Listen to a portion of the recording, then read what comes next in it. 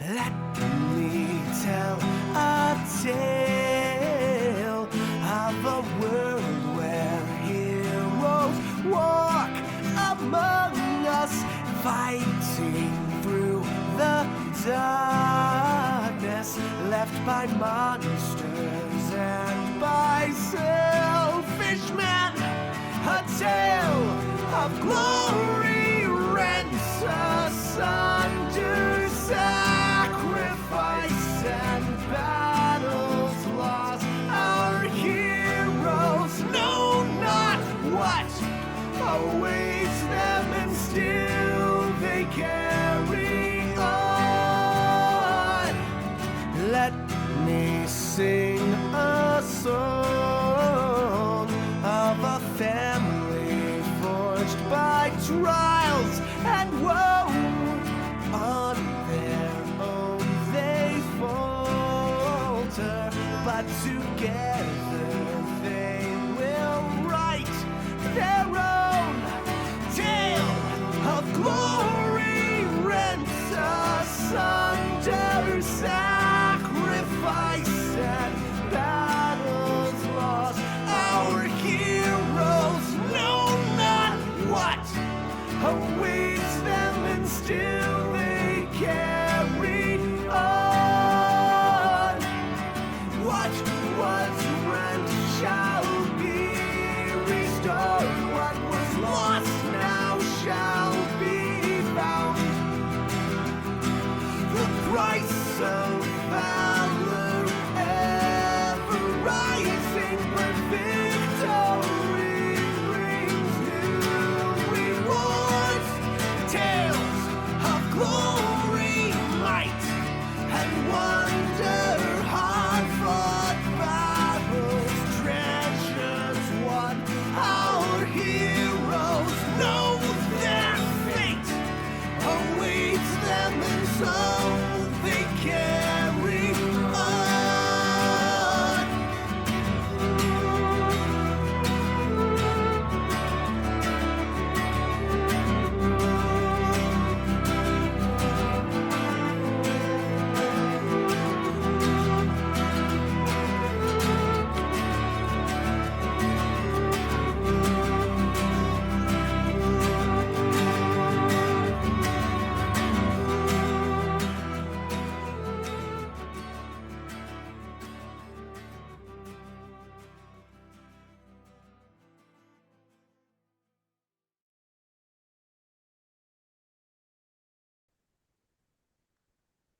Hello, and welcome to Waterdeep. I have to fix something on my overlay here.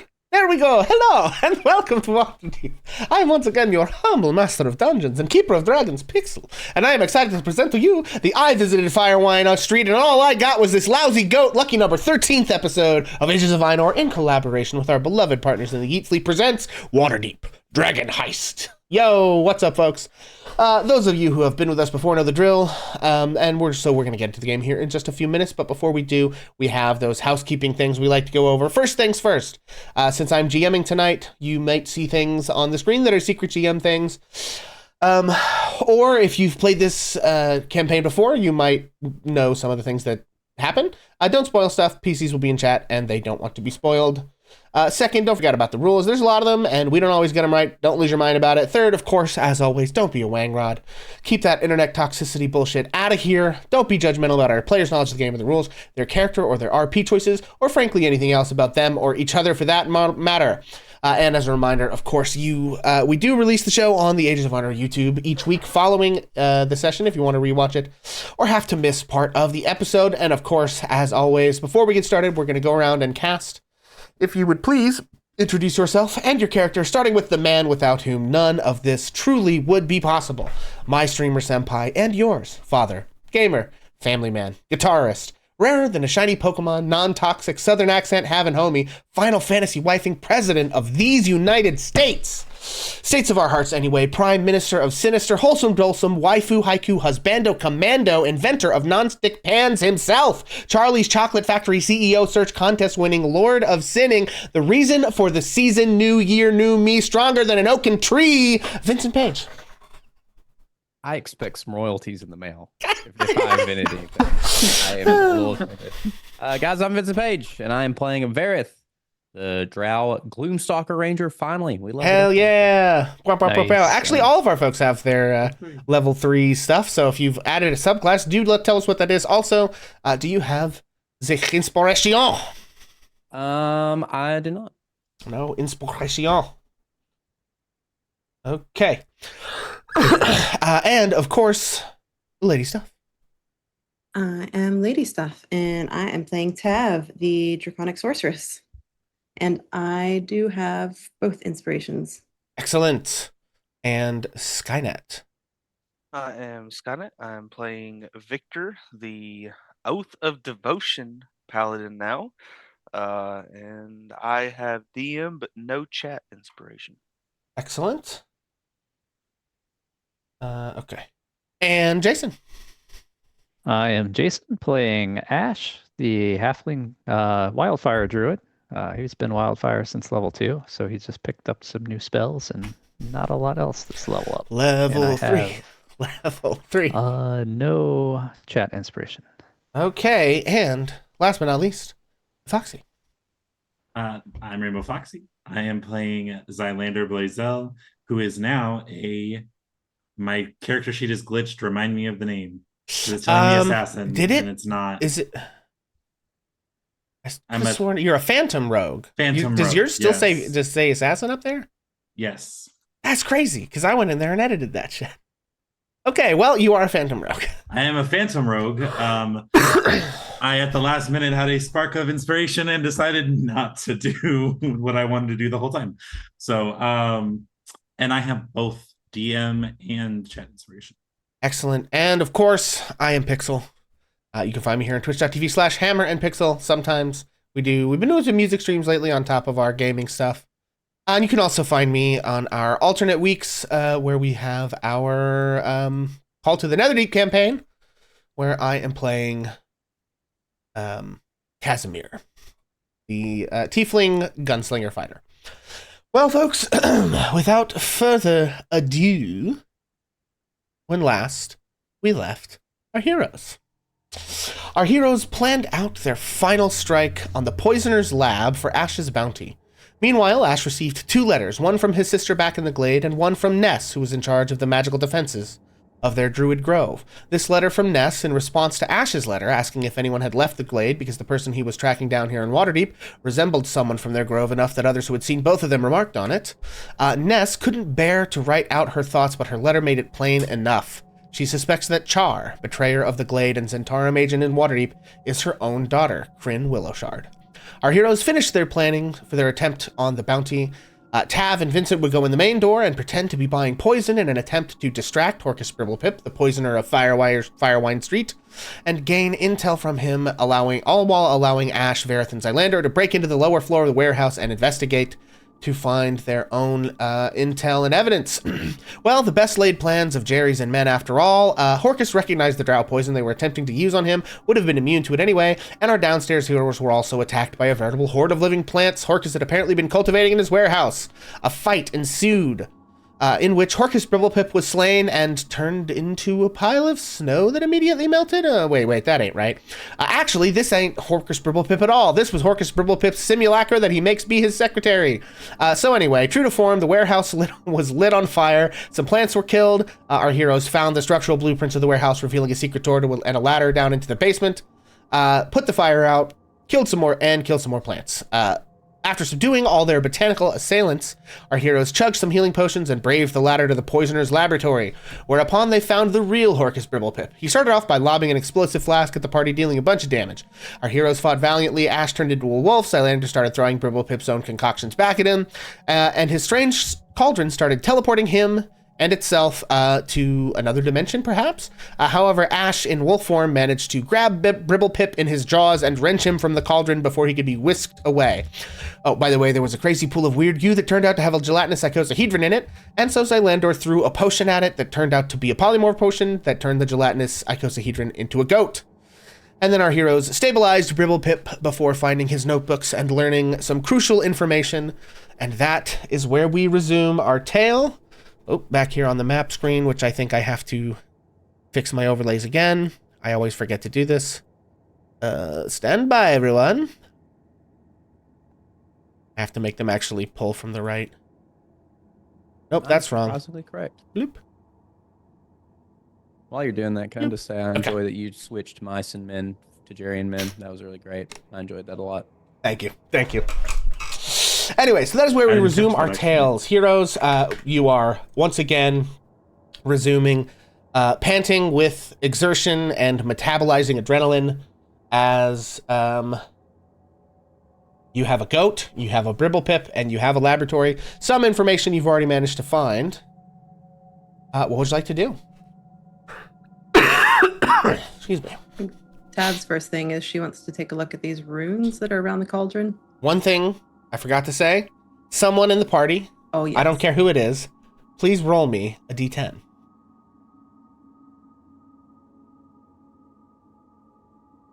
I guess I can. I can do it. Sure. Nobody's gonna claim the prize. Okay. I'll do it.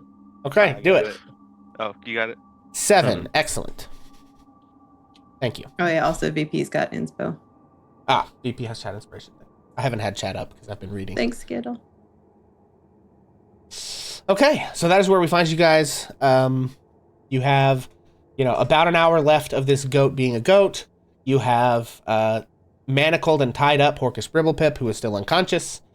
What would you guys like to do? Stuff you were saying before I so rudely interrupted. You're good. Yeah, I want to take a look at. I think these are runes that are around where the cauldron was. Yeah, sure. Make an Arcana check. Do. Okay. Yeah, on a 12, they are runes. What languages do you speak? Ooh, I have Draconic, Elvish, Infernal, Undercommon, and Common. Okay, you don't recognize whatever language these are scribed in. Interesting. Hey, Verith, I can't quite make out what these runes say. Perhaps you might take a look. Oh shit! I have the mask. It's probably be a really good time to use it. Yeah, it would be. Yeah, I mean, let's christen this mask. I guess Yeah. he already had it lowered, and I think there was some sort of innate way that he just knew how to cast comprehend languages, right? Yeah, you cast it from the mask. It has 1 charge daily. And as you pull the mask down and execute the magic, you see these runes rearrange themselves into language that you speak. And you come to understand that these runes say, "Fire for spittle and ice for spew, cauldron burn and cauldron brew, let my brews be brewed anew." We're gonna pretend that he regurgitates that bad word from me. to And use today. somehow, like, inherent in the way the runes are carved is the weird hag voice, for sure. Like, as you're reading it in your head, you, like, not hear it reading in your own voice, but he also later on top of it hear this, like, hag business. I get this weird feeling like you lived a past life. And things just seem to ring a bit strange. Only all the time. Thank you, Vareth. Yeah, Jerry sort of, like, looks at you and says, "What the hell was that?" What it said, or what do you mean? Like, when you read it, I heard it in a weird voice, even though I knew you were talking normal.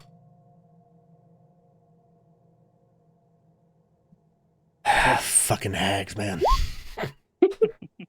Fucking hags, indeed. Except we don't gotta want be. to fuck hags. I would like Okay. to investigate the pool. Okay, so we've investigated the runes. Tav would like to investigate the pool. What is everybody doing? Are you all just letting this? So I think somebody said they shut the goat into that room. Yes. Yeah, we tied the goat up and we put him in the cell. Yeah. Okay. So I am gonna just. We could go on full cult member and just sacrifice it in the pool. But if we do any damage to it in polymorph, won't it just turn Yes, back into? it will turn back Yeah, into a I gelatinous legitimately icosahedron if just it takes wanted to more make- than like 4. I just wanted to make a cult reference. Satanic nonsense. Okay, anyway, I'm going to explore the tables for any written anything. Okay. That's Okay. what I'll be doing. So we have investigating the pool, investigating the tables. Somebody had said they were searching Bribblepip. Was that Zylander? Me. Yes. Okay.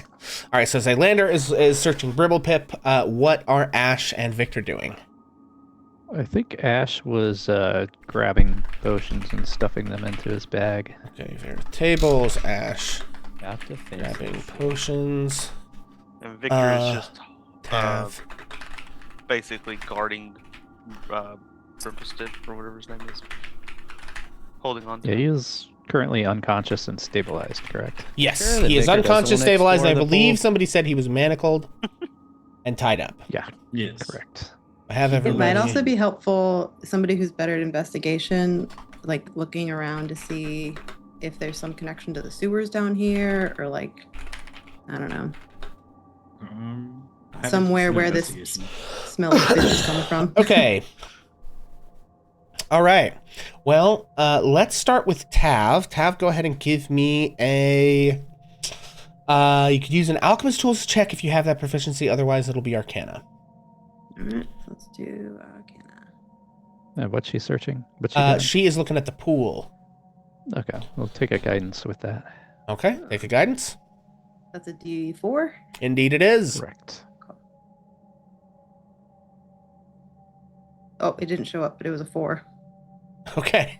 All right. Sorry. Dirty I don't know 20. why it didn't Excellent. go. Well, I think you also had been looking into Bribblepip's writing. You realize that this big pool is like a concoction of the substances that Bribblepip was experimenting on for creating intellect devourers. Mm. So this is essentially like part of the process was you have to cut the brains open and then like basically submerge the bodies in a weird liquid. Well, that's the liquid right there. And a gelatinous cube was just chilling in it. Yup. Boy. I don't know. It might have been part of it. Who knows? Okay. Then I think let's go to Varith and Ash. Varith, you're investigating the tables. Ash, you are just grabbing stuff. Yep, I'm gonna take every potion I can find. Okay. Make an Figure out what investigation they to are. see which are potions and which are just like works in progress. Ah, fair enough.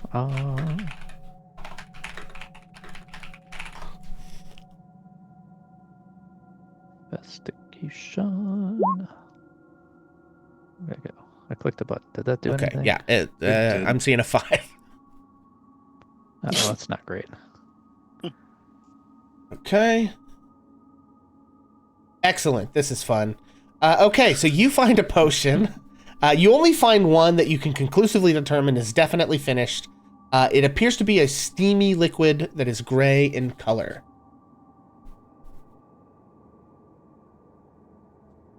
All right, I'll take it. And I think with a 5, you're not 100% sure what it is. Yeah, like I said, it was just grabbing stuff, so we Yeah. can figure out what they are later. Okay, let me make myself a little handout here. I'm going to pop over to the RP so nobody knows what this is. We're going to call this Mysterious Gray Potion. Okay. Ash found this mysterious gray potion in Bribblepip's laboratory. And then I'll put in the GM notes what it does.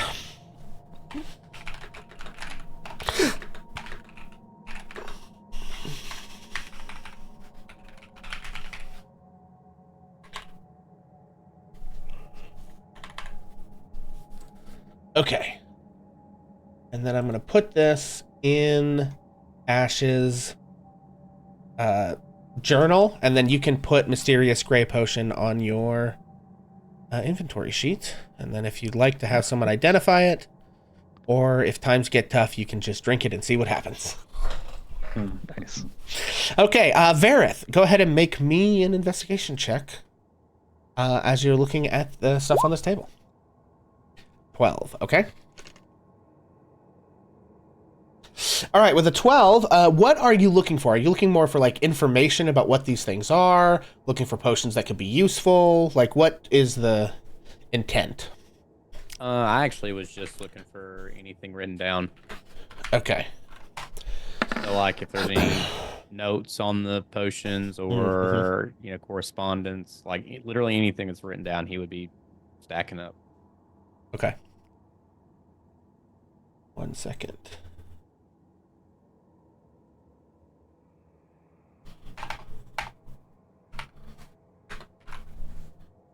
Okay, I think all the information that people had found was actually kind of already grabbed in the notes. Let me see. Is there anything else?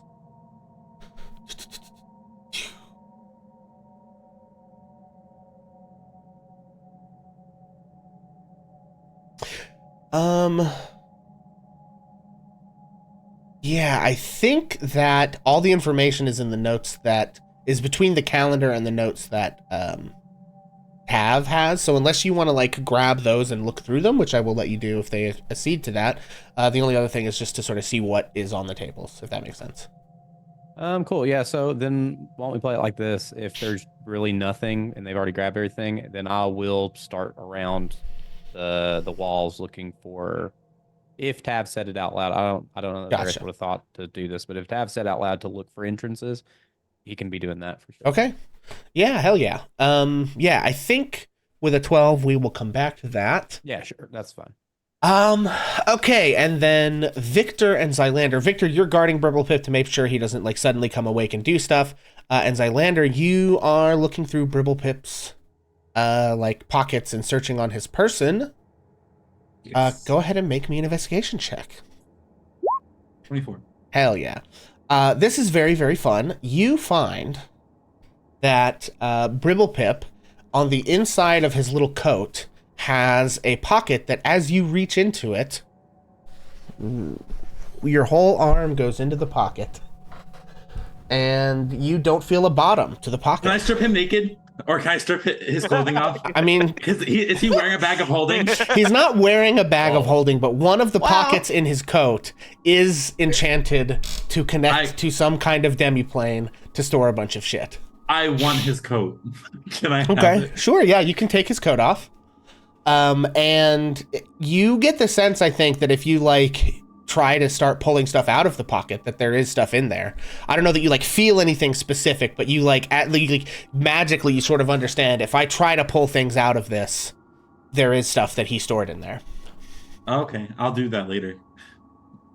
Okay. I think. I don't know if I want to do it right now. Okay. That'll be fun later. Okay, I want to do it right now. Oh, it'll be fun now too. Okay. Go. Yeah, you can do it. Listen, it's up to you. Whatever you think your character would do.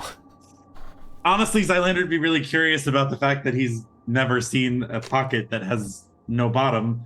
I do think Victor is watching him, so as he sees you pull the coat, like he sees you searching the guy and stick your arm like way for like Victor definitely sees that your arm goes up to like the bicep into this pocket that should be a few inches deep at most, for sure. Zylander will look up at Victor and be like, "Am I high? Is this? Do you see this?" Where'd your arm go? And pulls my arm back out slowly and be like, "Still there." Interesting. So then I'm going to reach back in and I'm going to pull something out. Okay. All right, first roll me a D3. A D3? Yeah, so just /R 1D3. Yeah, you can roll any side of dice that you want, theoretically, in this. Like, you could roll a D567 if you wanted, but... What is the command again? It's / or /R space 1D3. 2. Okay. Okay, you pull out a sack that is like a leather sack that's kind of tied shut, and you can hear some clicking and some clacking happening in the sack. Not like alive, but just as you move it, you hear kind of like a glass clicky clacky. No, not really. More like rocks. Okay. You open the sack. I think Careful, they might make you fly or swim. or something. It's Um, a new set of dice. Oh, Him smell sucking. Jesus Christ. wait. Was that not tough? Didn't she have sucking stones in the previous game? I was gifted one. No, I was gifted one by Fox in this game. Oh. Mhm. So I guess with the clinking, he's gonna have. Is there any sort of check I can do on this to see? Yeah, you could make Before I open an it? investigation check to see if it's like trapped or has like arcane stuff on it that would hurt you. Dirty 20. Dirty 20. No, this seems perfectly mundane. No traps that you can detect. Okay. I'm gonna open it. Okay, inside are 8 gemstones. And I think you're probably practiced enough, given your underworld connections, to know that the gemstones are worth about 50 gold each. Party. Tuck those away. Okay. I want to reach back in the pocket. Okay, sure. This time roll a D2. Flip a coin. Flip You a know what I coin. mean? 1. You pull out another sack. This one is very clearly full of coins. Okay. I'm gonna roll an investigation check to see if it's trapped. Okay, yeah, go for it. 23. 23. No, sack's not trapped. Okay, I open it. Yeah, you see a bunch of money. I'm going to just paste it in chat. About 90 gold, 1,200 silver, and about 2,000 copper pieces. Okay. All right, and I'm gonna. Do you want me to roll a D1? No, if you go back in, you'll need to roll a D4. Oh. Okay. A 1. Okay. Yeah, you feel your hand close around the like neck of a glass bottle, and you pull it out, Oh. and you find a sort of. It's like a fancy glass bottle, and it has this sort of like swirling pink liquid in it that doesn't seem to react to physics or momentum in any way. So like it floats loosely in the bottle. It's not held at the bottom by gravity. And like if you move the bottle around, it doesn't really slosh. It just kind of moves in there however it seems to want to. I'm gonna hold the bottle up next to my head and show it to Vic and be like, does this match my hair? I'd say it's pretty close. I don't know. Yeah, I mean it's like bubblegum pink in the bottle.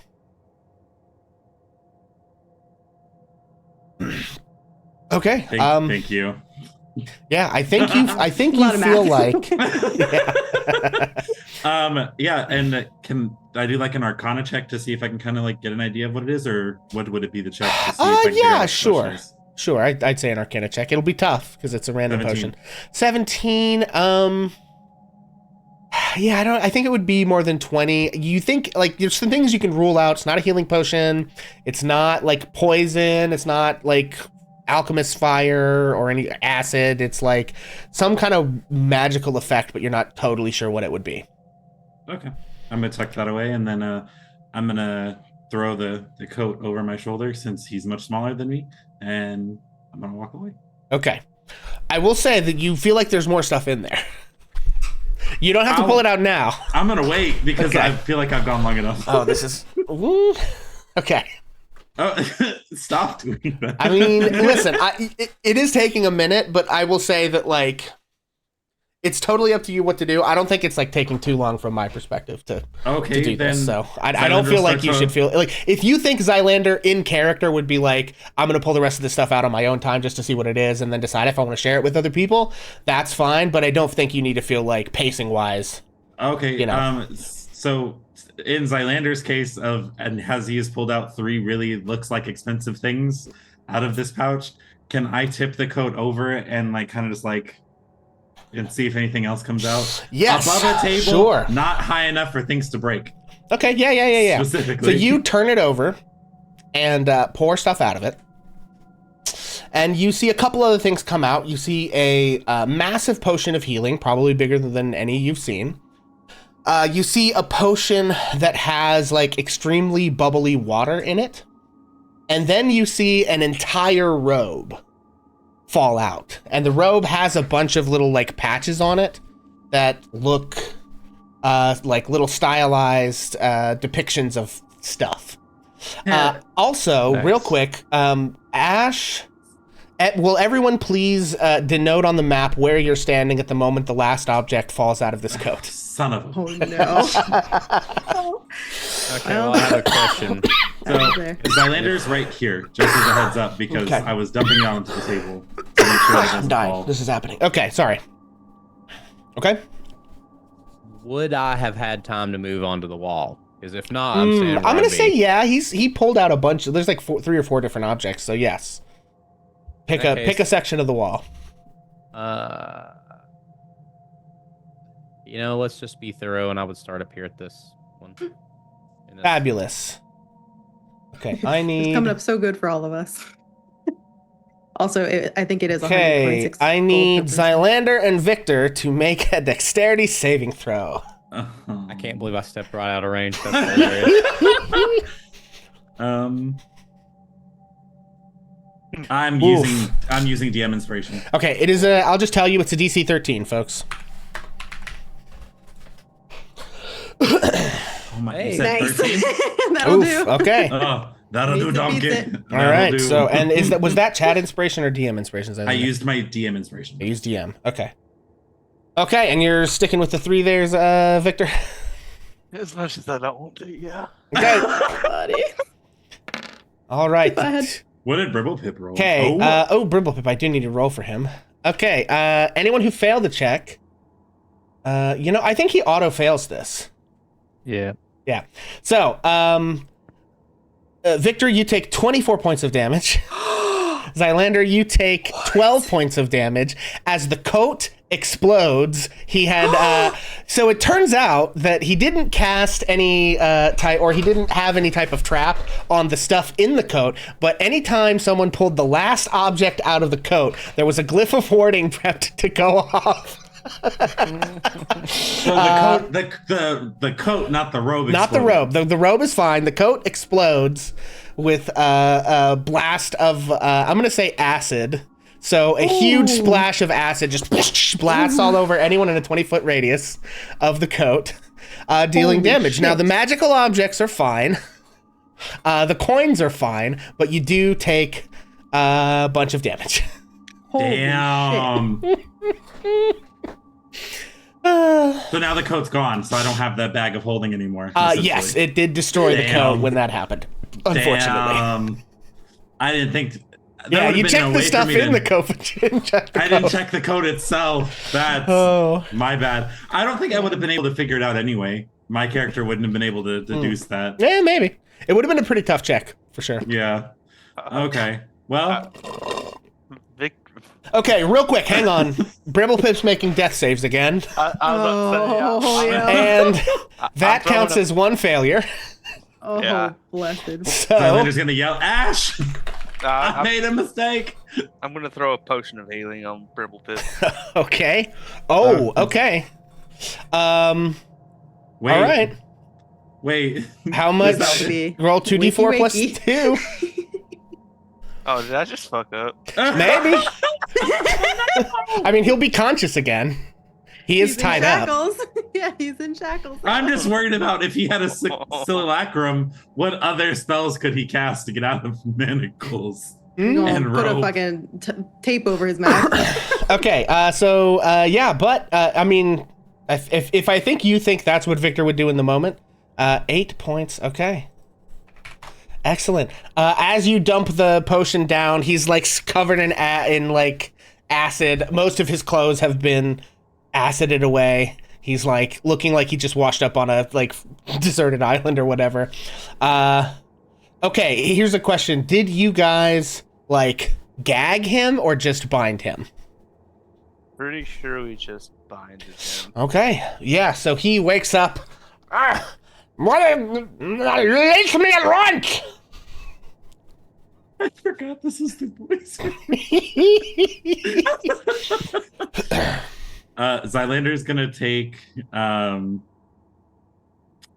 he's gonna ball up one of his pieces of clothing from his purple suit that he's not currently wearing. Okay. He's gonna try and stuff it into his mouth. Sure, go ahead and make a I'm going to say let's do contested athletics. Neither one of you guys is particularly athletic, but you're trying to wrench something into his mouth, which he doesn't want to be in there, so I think that feels like athletics to me. Oh my Damn. god, this is funny. Okay, Holy shit. so you rolled a That's nat a nat one. friends. in case He anybody's rolled a 3. Oh So my god. you don't get it in there, but he does bite your hand for 1 point of damage as you try to put this thing in his mouth. But also, it's like just like the wimpiest, flimsiest fighting any of you have like ever seen. Like neither one of these guys is lifts, let's say. So Victor, I think especially, you're sitting there watching this, and it's just like, you know, like like. I like gonna just be like trying like really hard. This obviously too big a ball of a piece of cloth to fit in this small man's mouth. Yep. And be like, just take it, and then he's gonna like bite me, and be like, you little bitch. He's gonna look at Victor and just gonna like throw him the shirt, and he's gonna walk away. I think Victor's just gonna be like, "This is a simple job." Like,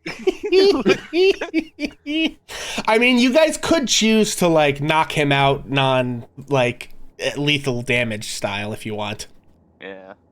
If possible, I think if Tav seeing that he's awake, this fight really awakened some more of her innate skills that she didn't know she had before. And she's very interested to probe a bit into this man's mind now that she's felt a bit more of her innate draconic powers kind of surge through her. Sure. She goes, well, I suppose if he's awake, might as well take advantage of it. Yeah, so what happened over there? What exploded? Yeah, he had a coat. It had a extra dimensional pocket thingy, lots of stuff in it, and then I took the last item out, and the coat went poof. Oh, neat trick. Right? However, I've got lots of nice things here, and I just like as I say that, I'm sliding all the items in. Okay. This robe. Can I Arcana check it real fast? I think I know what it is. Sure, yeah, I know, go for but it. I don't know if Zylander would know. Okay. Oof, yeah, he fails that save for sure. And you may not have even gone deep enough for him to need to save, but... Oh, 9. 9. Okay, I'll give you on a 9. You do think it is magic. It kind of has that heft and that sheen to it. Plus, it's like acid spilled all over it, and it didn't get holes eaten in it at all. So I think you feel like, yes, it's magic, but I don't think you know what it does. Okay, I'm gonna just tuck it all into my pouch and then walk away. And I walk away.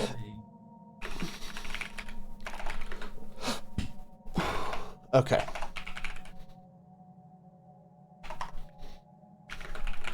Okay. So when you go to listen to his thoughts, they are in Gnomish. Son of a fuck. So you hear just weird Gnomish gibberish. But here's what I think you will detect. Like, there's this sort of like repetitive like chant happening in his brain. I don't like that. In Gnomish. But it's like a mantra type of thing. It's like it's got that like cadence to it, you know? Yeah. And it seems to be like you hear like looping phonemes essentially, you know what I mean? Like you're catching the same words happening in a pattern. Yeah. I think it says questions verbally directed at the target naturally shape the course of its thoughts. So Sure. I think some of the questions I'm going to ask are why the Castellantas? Why the Castellantas? Why? Yeah, sure. Why the Castellantas? You just get a flash of a huge bag of money. It looks a No, lot that's like the easy. one that Zylander is holding, except there was more stuff in it at one point. Rude. Turns out he had to spend some of the money to buy the stuff to make the poison. Yeah. Why the dead fish? Yeah, when you say dead fish, you come up against a just impenetrable black wall. Now that's curious. It's like there's something that he literally is incapable of thinking about. Ooh. Entrances. Um, Escape. Yeah, okay, so escape, he is thinking real hard about the manacles that he's in and how he really wishes he wasn't in them. Make sure you cinch those quite tight, please. Yeah. And then entrances, yeah, I don't think his mind goes to any secret entrances here. And I think that's a good opportunity for Vareth. On a 12, I don't think you find any, like, secret entrances. There is, like, a really narrow drain here that is in the floor that he's, like, if he ever mopped the place, he would, like, shove the water into, and it would go down to presumably into some sort of, like, either cistern or sewer system or something, right? But, like, aside from that, there's not, like, a secret door that leads into, like, a tunnel or anything. I guess he would say something about that, though. I guess maybe that's pretty obvious if she's probing his thoughts. This probably leads to the sewers, but unless you want to turn into a snake, Ash, that ain't nobody fitting down that. Well, that doesn't sound fun. I think I'll pass. Yeah, I mean, this effect lasts for up to a minute. Okay, so you've got maybe a couple more things you could probably try to direct before this effect wears off. Let's say 3 more questions. Ooh. Anyone else have questions? I don't want to. This is contact with the Castellanters. Okay, give me a second. There is an answer to that. I just have to find it. And bye, everyone. Man, what a great spell to pick up. Right? I mean, for Good a timing. mystery, like, style season, like, for sure.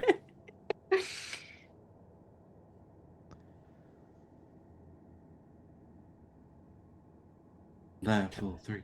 Level 3. Yeah, seriously. Honestly, level 3 was a big bump for Tav in several ways. It was a big bump for me too. Yeah. Okay, yeah, so you see an image with this one.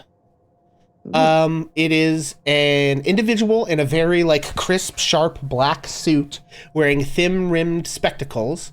Appears to be an aging male tiefling with kind of, like, pale bluish purple skin. Sort of like silver hair, like in a ponytail, wrinkled face, horns, you know, glasses. Very interesting. Okay. Okay, so that's Anyone else? one. Hang on, I have to write some stuff down while you guys are thinking of your questions. So give me a second. I'm very tired of my spells, I just realized. How would the customers come to get their goods? Oops, sorry. Yeah, you just see the big doors in the warehouse opening and people taking stuff out of it. Pretty straightforward. Ask what the stuff in the pool is. We already figured that out. Alexa, stop. Did we? Okay. Oh, Yeah. got it. Yeah, Got it. we figured that one out What's it already. used Oh, for? how did we get? Do we care about the cauldron, or like, do we think this is just a fun thing? Ask whatever you want. You're in his brain. I know, but I don't want Sorry, I to keep clicking. ruin it with asking the wrong question. I had one other one that was a different one, and I forgot now. My brain just went. Who made the simulacrum? That was He, one. That, we I know was- it was him. Ooh, Is do he you? high enough level for that? Oh, interesting. You think it wasn't? I don't think it was. That's like a level 7 Interesting. spell or something. Oh, is isn't it? Okay, that's a good point. Yeah. Okay, yeah. You see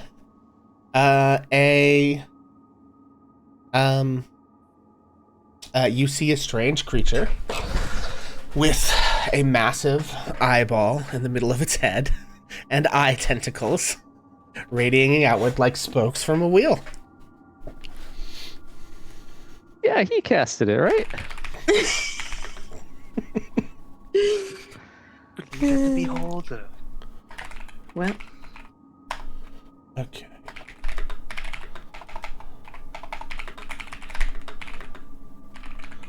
Hang on.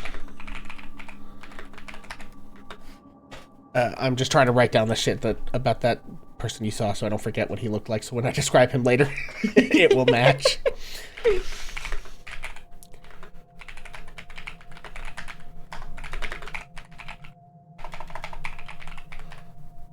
Okay, great. All right, well, those are the questions. So the effect shuts down, and you hear him. He is just sort of like shouting, you know, like, help, help, let me go. Like, you know, pretty incoherent at this point, but. Yeah, Ash is gonna walk up to him and just say, "Shut up if you don't want us to knock you out again." Yeah, I think he spits at you, probably. I think that's probably his response to that. Ash will smack him in the face with a shield. Okay. Yeah, go ahead and make an attack roll. I'm going to say if you hit his armor class, you can just knock him out. It's not like he can really fight back here.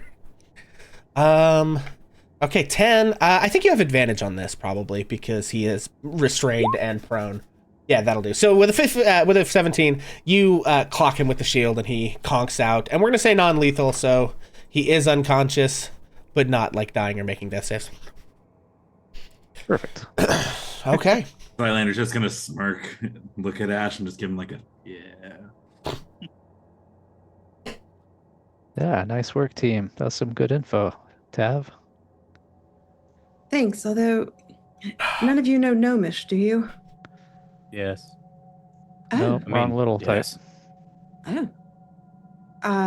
Then I think she's gonna try and repeat. Sure.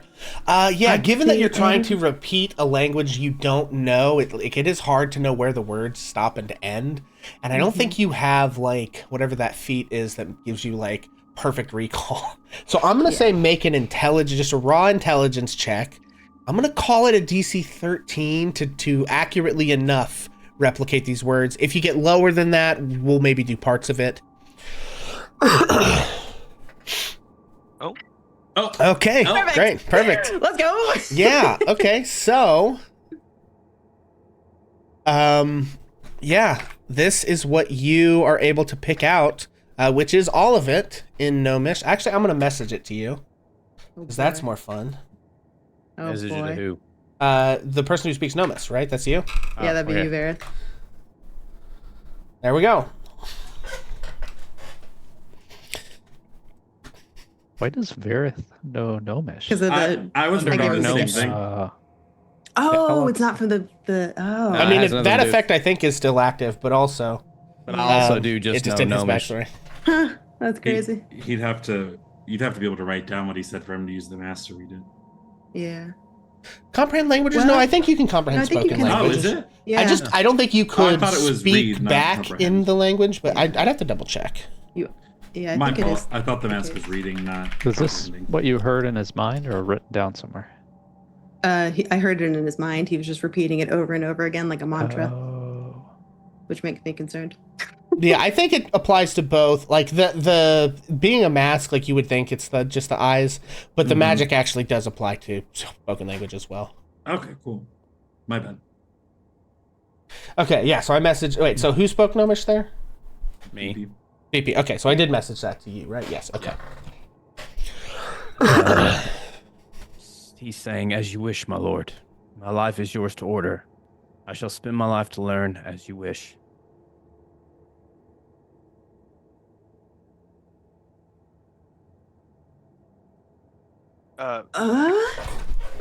Victor's just gonna say. Also, just as a side note, how did I become this party's translator?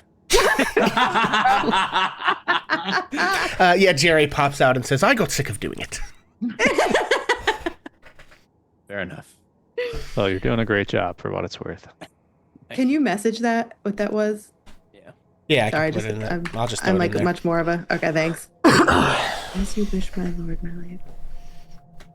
What the heck?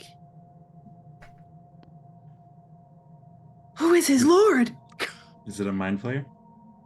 Probably could have asked him That's- before you knocked him out, but Well, it was the eyeball that's made a simulacrum. Could it be him? Or is he not a high enough order creature to be his lord? Xanathar. Yes, Xanathar. He clearly works for him. He's clearly trying to find a way to help spread their influence. Could it be that simple? And then there's Somebody this tiefling. commanding him to work for a Xanathar? That's what I fear.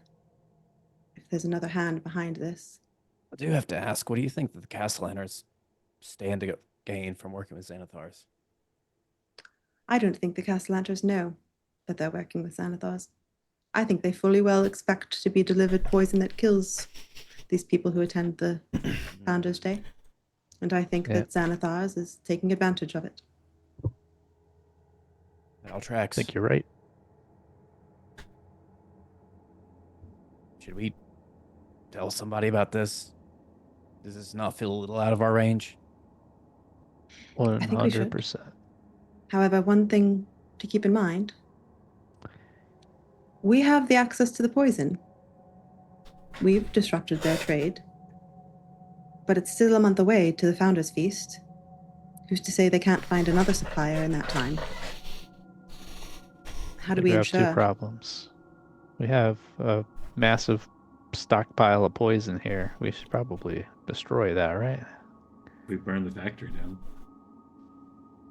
I kind of want a warehouse to myself, so maybe we keep it and just destroy everything inside. Oh. Well, you don't mind the fishy smell? It's not getting to you? Making you a bit lightheaded? Stay up top side. Right. Open Well- the windows. I mean, But no, more seriously, we've already burned one warehouse down. I don't think we can do it again. We almost That's did. not the reputation we need in town. I would agree. Yeah. I don't know that I can get us out of the second one. By the way, quick thinking back there, Ash, thank you for putting out my flames. Actually, wait, this time it wasn't me. And she looks at her hands and she's like, wait, it was you this time. That wasn't me. Put out his own Well, flames. I was involved. I was barely involved. Highlander's just gonna be like.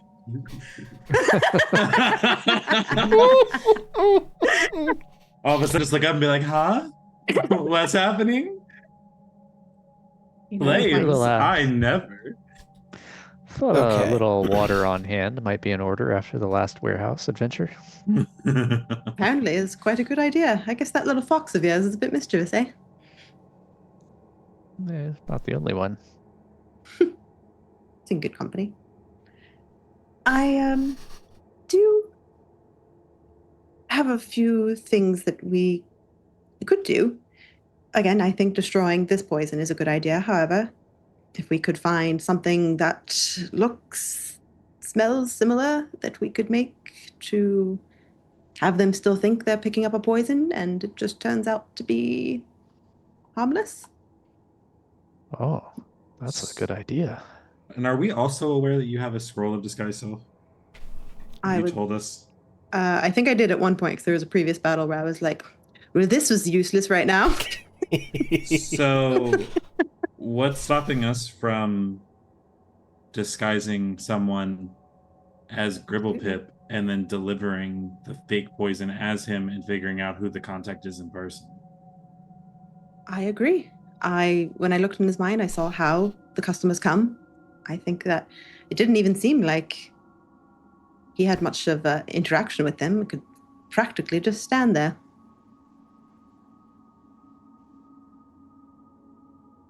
I like this idea.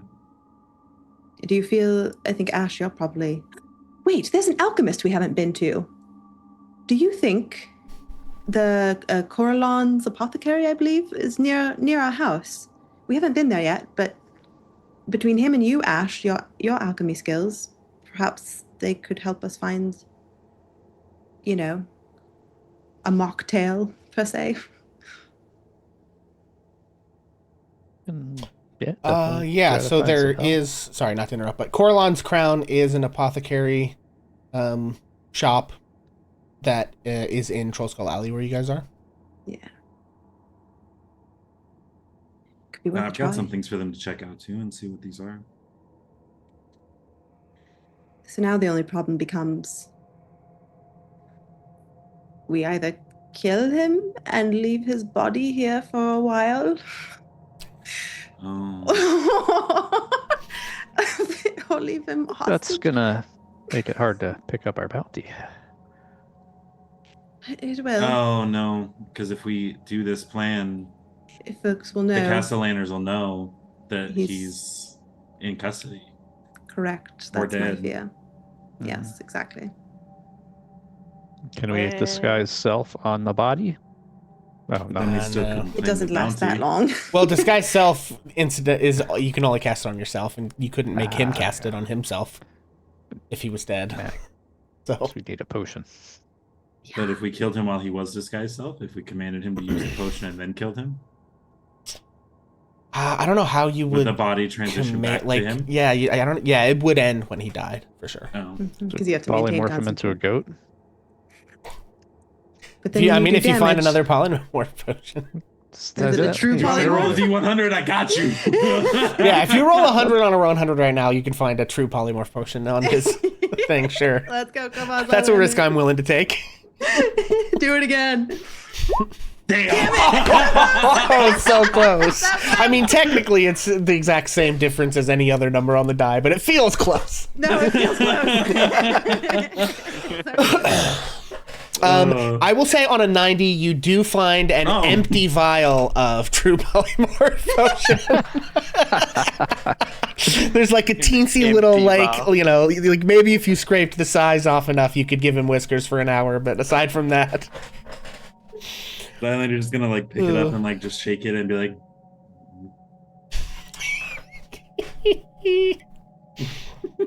Oh, I don't know. You're the one who's done these bounties before, Ash. Yeah, you usually turn them in and get paid. I'm not trying to undermine the whole dark side of the city on my normal bounties. This is a different ballgame. Yeah, and it does feel to me that turning him in is the pause.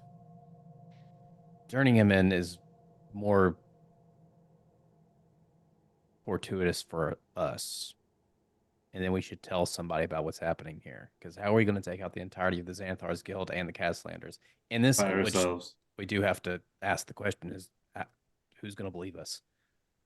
Aren't they kind of a powerful family around here? Do we have proof that they're the ones other than, I mean, maybe somebody could read his mind? I think Victor seems to have some very close connections to important people in the city.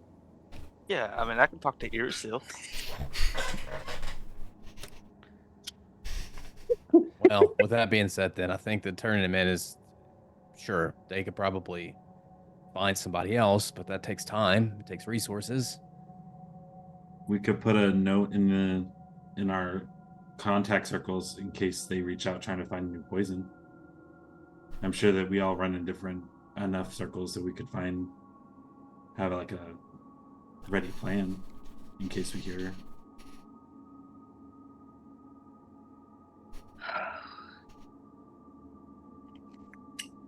I mean, your boss wouldn't want to,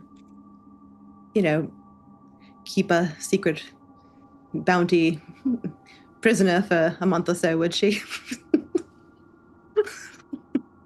It's locked up in a closet. Yeah, I mean, I guess the thing to do is, if we can sneak him out of here without anybody knowing, then we don't have to make this decision right now. My one question is, are bounties public? I assume it's public knowledge when one has been... What's the likelihood that it would get back to them that he has been? Well, we'd have to work that out with the giver of the bounty, I guess, or go to Victor's. What's her name again? I could be Earseal. I could be extremely wrong here, but I think Or, that our chances of smuggling this gnome out of here undetected are slim to none. Because and just if we think about it, if he's working for Xanthars, there's probably from Xanthars that know that we're in here right now. They're probably keeping an eye on the place. That's what I would do. Aye. But also, we should be worried about the fact that, yeah, my entire train of thought just derailed. I'm sorry. We're all doing great today. I We're all had a having- great thought and it's gone. I agree. I think it's going to be quite difficult to get him out of here unnoticed. I suppose we could just lock him behind the bars here, bind him, gag him, leave him with a goat. I mean, if we think they know we're in here, then it doesn't matter if they see us taking him out. Yeah, I think that, and I don't know it for 100% fact, of course, but I do believe that there's next to no way that they won't figure it out one way or another. Also, now that I remember, because I definitely didn't forget this, who says we're the only ones hunting it? Is it a public bounty or is it a private one? Well, there you have it. That's another thing to mention is if We can't be the only one on his tail. If the Zents got wind that he was working with the Xanathars, then the Zents are gonna be after him too. I have an idea. Yeah, that's true. I can use disguise self as we carry him out and pretend that he is a limp simulacrum or something. At least make it appear as if there is at least a live version of him still alive. If he's using simulacrums, maybe it's not unusual for folks to see two of him in the same place at once. True, but didn't you just say that it wasn't him that cast that in the first place? Correct, but I'm using disguise self. They don't know that we destroyed the simulacrum. Yeah, they're not. Oh, uh-oh. Uh-oh.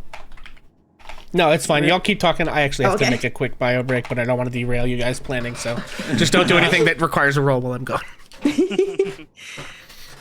That's all I can think is if it makes it look as if we're carrying out his body and yet he's still alive, it might raise eyebrows, but it might not immediately lead to thinking he's dead or captured. Oh, and I'm not the most arcane, intelligent person, but wouldn't the person who cast the simulacrum be aware of its destruction? Even if we're saying that Xanathars might be aware of our actions, I wish to keep this news away from the Castellanters. Okay. Because my fear is 100 people. We could save 100 people right now if we manage to pull this off. The Castellanters won't have enough time to go find another source for poison. My fear, though, is that if they know that the person from whom they were going to get the poison has been abducted or caught or killed, they still have a month. Are we also assuming that they don't have a contact within Xanathar? Yeah, I believe Tav said that the It's a assumption tiefling. is they don't even know. They don't. The Castellans don't Correct. even know that they're. The contract prophecy. was written specifically that the poison that was going to be delivered was a poison that would kill these people. And that wasn't at all the poison we found. That actually leads me to another question: is that how do we know that he's not already delivered some product? We don't. Well, didn't the order Actually, that's talk true. about We a do pickup know. date? It did specifically say that pickup was to be arranged. I didn't get exactly how many days before, but it was a few days before Founders Feast is when pickup was to be arranged with the customers. Well, if that's the case, if our goal is to keep it from the Castellaners and not so much Xanathars, I think that increases our odds a bit. But then we do have to. If the Castellaners really are that powerful, they probably have somebody watching him too. I'm not True. saying yes or no. I'm just saying Who that would it's risky. they protect but- their investment? It's true. It's quite possible. I don't know. I think the rich people probably have something better to do than spy on their workers. Well, even if all of this is just a chance, I'll go ahead and cast it as we pull him out, and maybe we convince somebody that the version that's been captured is just a simulacrum and the real one is still at large. It's the only story I can come up with that has a chance of fooling someone, albeit maybe not the people we want, but I don't know. Who gave us this bounty? Okay, my apologies, folks. I'm back. I don't see any harm, at least, in me casting disguise self. On Worst case, on myself, disguise self, To be a giant gnome. to be a giant gnome. Is that how that works? Do I have to be the same? You can alter your height and weight within a certain parameters based on what the spell says. I think it's like a foot of height and like, I don't know, 25% of your weight or something like that. So Ash will cast. That's a good question. Who else could cast it? Ash would be the So only what's one the tall enough. goal where you're trying to have him seen walking out of here? Correct. The illusion that it was a simulacrum that was captured instead and that the other one is still alive. I don't know. I don't know.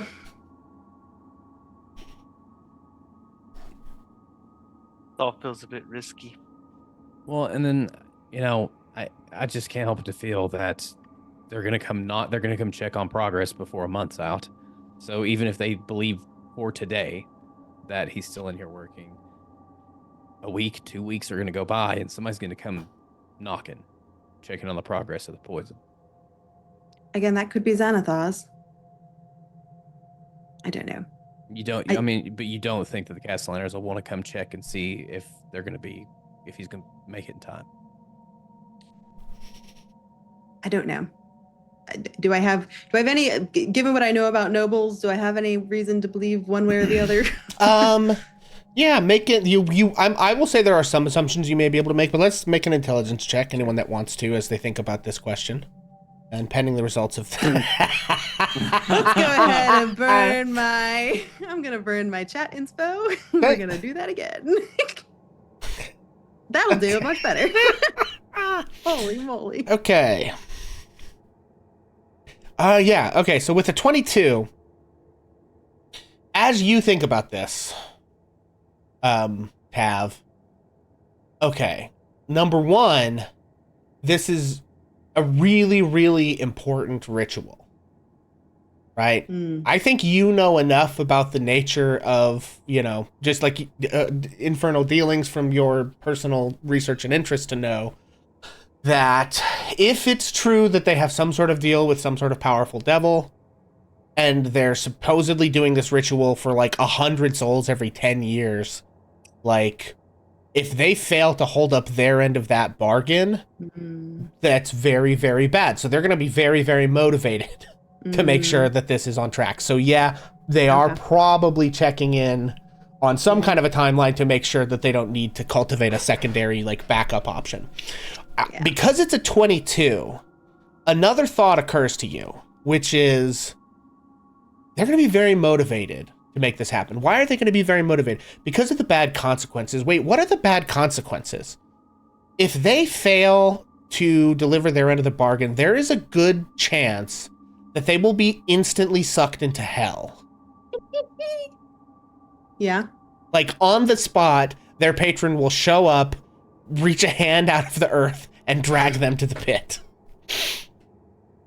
Yeah. Which I think is something maybe that hadn't occurred to you as the whole, they're going to get back. So there's a lot of, like, moving parts here. They're going to get backstabbed by the Xanathars. Are they going to find another source, yada, yada, yada. And then it just occurs to you to think about, like, from their perspective, what's happening here. And what are you don't know that that's for sure what it is, but whatever it is on the level of that bad. If they fail to do this ritual, either maybe they lose all of, like, whatever power and wealth they're getting from this guy. Maybe that's instantly taken from them, leaving them destitute and on the street. Maybe their souls get pulled into the pit. Maybe, like, they get replaced with a devil, or a devil possesses them. Like, there's a lot of really, really bad consequences that are on the table for these people if they don't do this ritual right and deliver 100 souls to hell. So. Verith, I think you're right. I say, let's just take him. They're going to find out. And then Xylander, I think I'm going to have to ask you to trust me on this next one. Oh? I think I'm going to go to the Castellaners and find out what's at stake. Why? Why 100 souls? And in my research, It has been of the utmost importance to me to understand how one might break or get out of infernal contracts. And such research might be pertinent to them as well. And perhaps they and I, they might be willing to see past whatever's happened long enough to discuss and at least get some more information. But this is also assuming they want to break this pact. If they could avoid not going to hell, that seems They're an getting interest? something quite massive, I would assume, Correct. for completing this. It's a risk. As much as I've never said this to another person and meant it, but I don't want to lose you to the Castellaners. I think I've lost enough to them. Oh, And sigh. I don't like this plan. I think that it's a big risk of some very powerful people to go there and tell them, hey, by the way, I know what you're doing. You know, it's asking what's going to stop them from reaching out to their patron and their devil, as everyone puts it, and poof, Tav is gone. We can't do what we have planned as it is right now without you.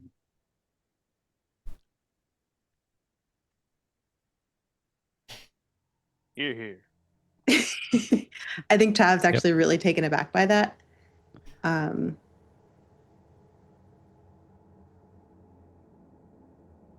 You all could have won all of these fights without me. In fact, your lives probably would have been easier if I hadn't have been here in some ways. What have I done? Alerted the guards after killing 2 Kenku, even though I had reason to believe they were evil. Burned a warehouse on fire. Almost got Verith discovered. Definitely got Victor in some hot water. Silender's just gonna step in front of her and be like, why do you get to feel like you're disposable?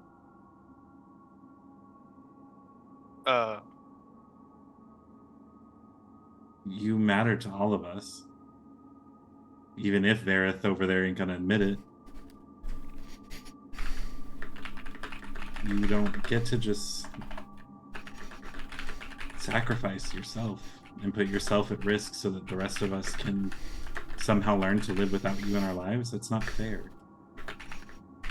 Yeah, no, it ain't happening. To live without me. Damn it, I was trying so hard not to break. Listen, I I just literally want listened to to point that. out. I just want to point out that this entire heartfelt conversation is happening in a room that reeks of bodies, dead fish, and blood, and busted up alchemy stuff. I also noticed was the goat moving? Oh yeah, I was just moving him around for shits and giggles, having him run around in circles. He's just like.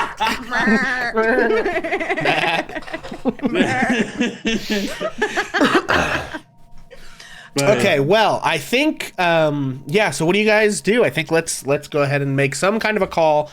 This guy's not going to stay unconscious forever. This goat is going to turn back into an icosahedron at some point. You know, is there any last stuff you guys are doing in this space? And if not, how are you planning to exit the space and then deliver the body? I will say this, in terms of delivering the body, you have papers that indicate that you are serving a bounty. I think you would have to take him into the city. You know, I think the bounty was posted. So, like, the Watch doesn't really have a presence in the field ward, but they still don't want, like, to have no ability to project power into the field ward, if that makes sense. So this is often how it goes, is like they'll hire some people to basically be bounty hunters or freelancers or whatever, right? So, you know, you have like, you basically have papers that say like, we're hunting a bounty, this is the guy, and that's enough to get you into the city with the unconscious person or whatever, right? And then from there you can take them to the guard, you know, station, which gives out the bounties and would verify if they think that they believe you that this is the guy that did the thing. You know, they probably will, right? But so that's sort of like, that part of the process is relatively straightforward. If you're trying to do other stuff like disguise things and stuff like that, you know, we can have other conversations. But you think at least just taking the guy into the city and picking up the bounty would be relatively straightforward. If that's the route you go. I am going to use the disguise self to make myself look like a member of House Rosnar. Okay.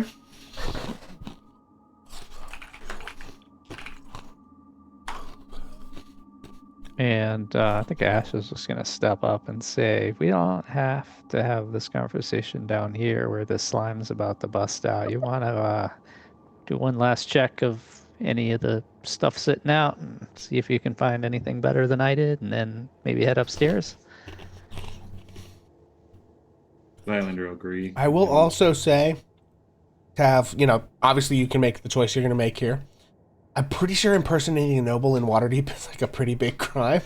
You're free to commit that crime. I just want to make sure that you and Tav both know you're committing it if you go that route. I did forget about that. Oh, Again, man, I'm not saying you shouldn't, or it may be the right idea, but just that it's not as simple as just like, oh yeah, we'll just, that there is kind of a... But here's the great thing. In the field ward, the City Watch don't care. Right, but if you're going to go into the city through the gate with this body, yes, if you will run around in the field ward impersonating a noble, yes, no one's going to care. Yeah, I guess we got to go through the gate. All right, fine. But if you do take the body into the town that way. Yeah. And again, if they may never find out that you did this, even if they find out that someone impersonated a noble, how would they know that it's you? Except that they're running around with all of your friends. So, yeah. I don't know. That's good. Again, this plot has many holes, so yeah, let's just. I just felt obligated as the GM to point out something that Tav would know that maybe stuff didn't consider. Stuff did forget. Stuff doesn't have her law book up right now. Okay. So, with what Ash said, Zylander will walk over to this table that he didn't throw any potions from. Earlier, Sure. And I'll investigate it to see if I can find anything good. Yeah, sure. Anybody that wants to can make one last investigation check for potions. Can I add a help to somebody? Sure, if somebody wants to add a help. Wait, if help gives me advantage, right? We're not going to take the crit. Damn it! Generally, I don't let you take a for sure crit like that unless you have portent or something, Like, so what would I... You would just re-roll again and we'll take the first number, yeah. Or do you want to take it, Tav, or do you want me to take it? Because I have a +6, so... Oh, I just thought of something. Yeah, go ahead, Zylander. 15. Okay. Better than an 8. I think this whole time that this is going on, as we've been talking about going to the Cast Lanterns, UDC, Tav, she has this little side pocket. And she's just kind of you can tell that she's kind of flipping something around in there.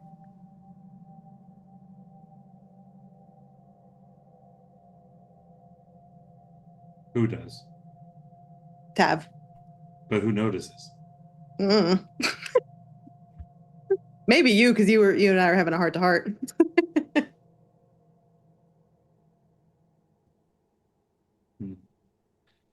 In the vault for leader knowledge.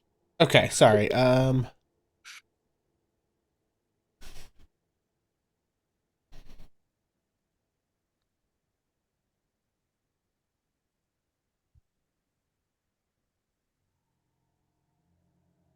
Okay, I am going to say that on a 15, you find a potion that has this sort of bluish gray liquid, and then above the liquid is a little storm cloud that occasionally zaps lightning down into the liquid. Alrighty. Put it in my pouch. Okay, you can call that mysterious gray potion. And I'm going to say, because the other one was a mysterious gray potion, so this is the lightning one. Also, just for those who didn't see, all of the money, the loose change and the gemstones, we got all that equates to 126 gold for each of us. And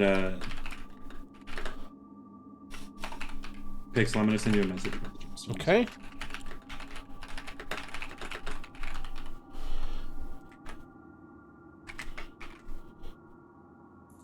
Okay. We did, And I am going to put this in... I guess I can put these potions in all you guys's, things here. It's like Baldur's Gate where we can just reach in and. Well, no, but, just Yoink. in case just so that... I don't want to put it all on one person to remember that you guys have this. That's fair. That's You fair. know what I mean? Because it's like I've been in a lot of campaigns where people get potions and shit and then they just never use them. So Yeah. I'm like, all right, let's make Yeah. sure everyone Kaelin can ended remember with this exists. a potion of polymorph in Witchlight that Kaelin never Okay. used. All right, and then Oh, I had a potion from the cauldron that I never used, and I don't remember what it was supposed to do. It might have been the same one with polymorph. Yeah, maybe. okay, Rip. okay, Oh no. all right. See, no. nothing. Any final stuff anybody is doing in this space before you guys head out, or at least head I think upstairs? Tav is just going to. Gonna go up to Zylander and give him a big hug and say, "I'm really glad you didn't permanently acidify yourself today. That would have been such a shame." Zylander's gonna kind of like. He gave heartfelt words, but heartfelt touch, and he's just like, thanks. And then he's gonna like quickly just turn about and then go to head upstairs. You goodies. Yeah, I will say that Zylander's clothes, like they do have a bunch of like little spatters of acid like holes in them. Don't go to the tailor. Don't go to the tailor. I don't trust tailors. We don't trust tailors. We don't Okay. trust Steelers. All right, sorry. Anything else that Long anyone was story. doing here? Just well, if everybody's good, I think we should head out and maybe blast that pool with fire on the way. you're speaking my love language now. And also, are you guys just leaving the goat here? Definitely. Yeah. Excellent. Okay. All right. Yeah. So you can attempt to. Yeah. So somebody, I don't know. Give me something. A firebolt. Are you doing something else? No. I mean, it's a pool of water that's not moving. So. Yeah, You it know. was, well, I thought it was like fuming or something, but I guess the leftover potions probably just throw them in there. Yeah. I mean, that would From almost afar. certainly would like destroy the Ruin it. effect that it normally has. Make it. Yeah, I just want to You know, ruin whatever yeah. concoction it is. It should be unbalanced now by the time we're done. Okay. Fair enough. Yeah, All that right. is a point. Like, they hired this. Well, never mind. Never mind. Okay, well, we're popping over back to the map of Waterdeep. You guys were all the way up in the North Ward. Where do I have your... Do I not have the party token on this sheet for some reason? No, I do. Okay, so you guys were up in the Field Ward at the Bounty Hideout. And you've got to Did make Tav your way... Ever tell everybody about the tavern stuff that happened? I can't even remember now. If not, then I on the think way, so. she'll probably tell them. But yeah, we can Yeah. reprise that just to make sure that you guys know. Okay, yeah, I'm gonna say that from here, there's like a watch station. I don't know why that's not. Okay. Hang on, gang. Bloop. There's like a watch station over here at this gate. I think that's as good a place as any for you guys to essentially like turn in that bounty, if that's your plan. All right, are we sure we don't want to just like sneak him in and try to get him to Laryl or somebody that might know a little more and might be able to keep this under wraps? I have a Stuff feeling. him in a bag. He's small. I think to Verith's point, they're likely to come check on the progress of their work. So even if we keep it under wraps for a day or two. Though, if you mean Yeah, specifically get them past the guards, we do have an ace in the hole. Yeah, Could ju- they Victor can could set a just say- trap for whoever is checking on progress in a few weeks. I mean, also the trap could just be the gelatinous cube in the basement. Or, sorry, gelatinous icosahedron. Oh, we should have put that in the warehouse proper. I mean, you still could. Like we can narrate that you take the goat upstairs and just leave it. Although there's a good chance that it like slithers out underneath the door and attacks other people in the field ward. You'd have to like make the warehouse airtight. So wait, hold on.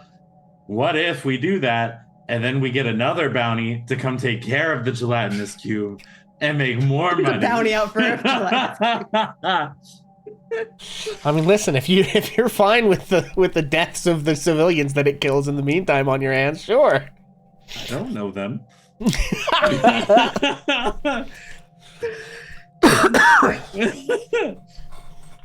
Okay, so Anyway, sorry. Final answer: are we leaving the goat in the basement or taking it upstairs? I think Basement stays. Okay, Yeah, stays in the let's- basement. All right. And then yeah, you guys can make your way. Are you trying to sneak the body in, or try to even just tell the guards at that gate to keep it under wraps, or are you just gonna collect the bounty as normal and tell whoever what happened, kind of on your own?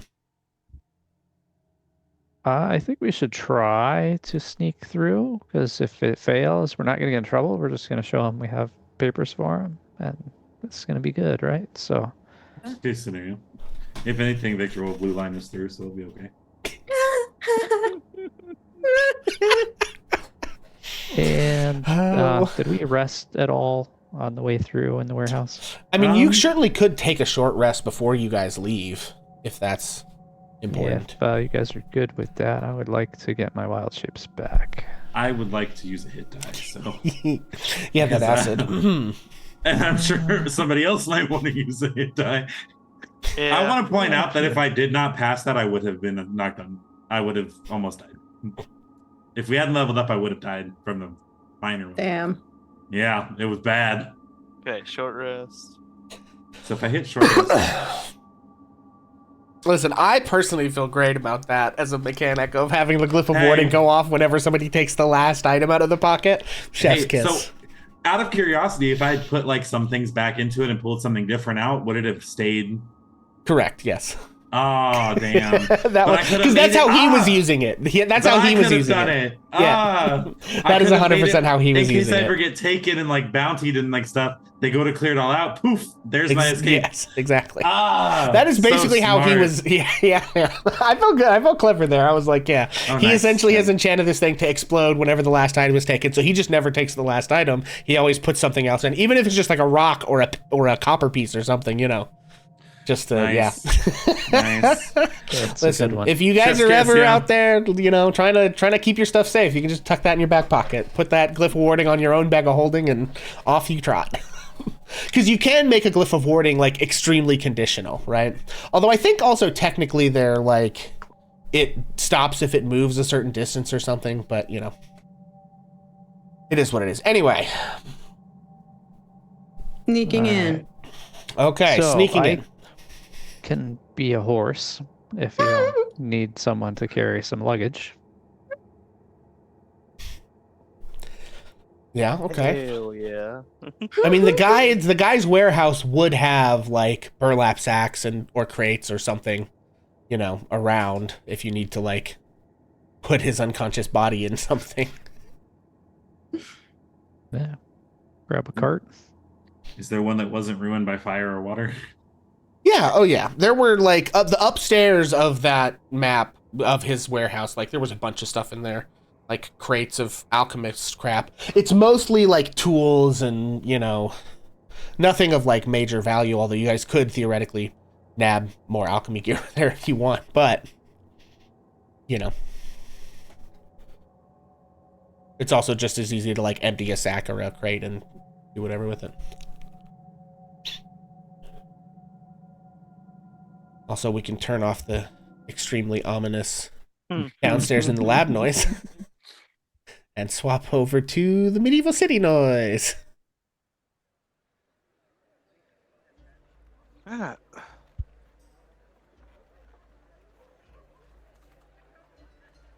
Let's do it.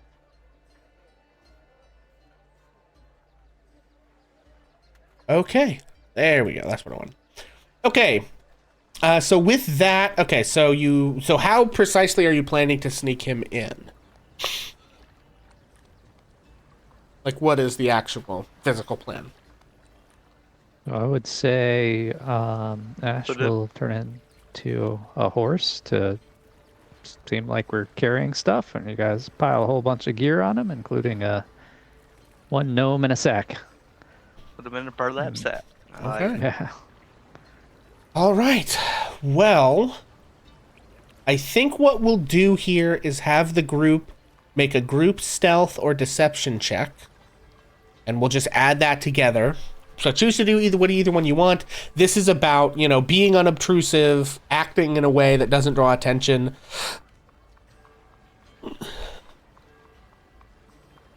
Okay. Oof. Man. Okay. Damn, 311s. That's crazy. 311. Amber is the color of your energy. Okay. Okay.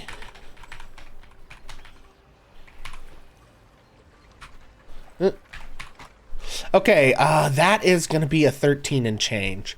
So I do think that, well, I guess I could just pull up a random guard stat block and have them make a perception check and see what we get. Or actually, what is a guard's passive? 12. Oh my god. Incredible. Yeah, that's enough to get past a guard's passive. So I'm going to say that is barely, it's close. It's like real close. Here's what I think. Yes, Ash, I think, okay. So here's what happens. He's like, one of the guards starts to like investigate more closely. It's a guard that doesn't know who Victor is. He's looking through some of the stuff. He's about to open the burlap sack when Ash just like farts really loudly. And he's like, oh god, I'd go through like just because he doesn't want to be around the smell. Oh god. Yeah, so you guys make it through that checkpoint okay, and then once you're in the city proper, what's the plan? Are you guys headed to like Blackstaff Tower to talk to the Blackstaff? Are you gonna try to just like waltz straight up to the Open Lord, or is Victor gonna lead to Irasil? Like, what's the what's the plan there? Remind me about Irasil. Who is she? Irasil is a high-level adventurer that Victor knows. Yes, let's go talk to her. Okay. Highlander is gonna throw his hat for whoever is not law enforcement. I mean, I think in a certain sense, that's the I ultimate want law that. enforcement. Yeah, that's actually the better one. Okay, So there's a location we would be heading to. that we yeah, don't I know, think that right? there's So like is a that meeting Blackstaff? spot that they typically use. Okay, so let me paint this picture. Normally when Irasil meets with Victor, she like pulls you to a hang on a second. Like a what's the word I'm looking for? Like an inn and tavern, and they like go to an upper room in the sea ward. No, actually in the castle ward. So let's pick.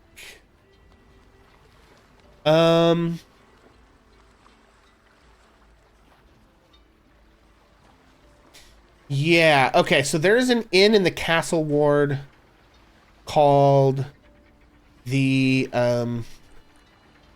Dragon's Head Tavern,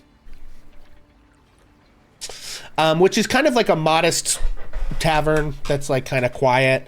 Hang on, let me grab one of these things here and put a pin on the map, as it were. Stuff is not at her computer, but I just heard a very loud dragons. Yeah, of course.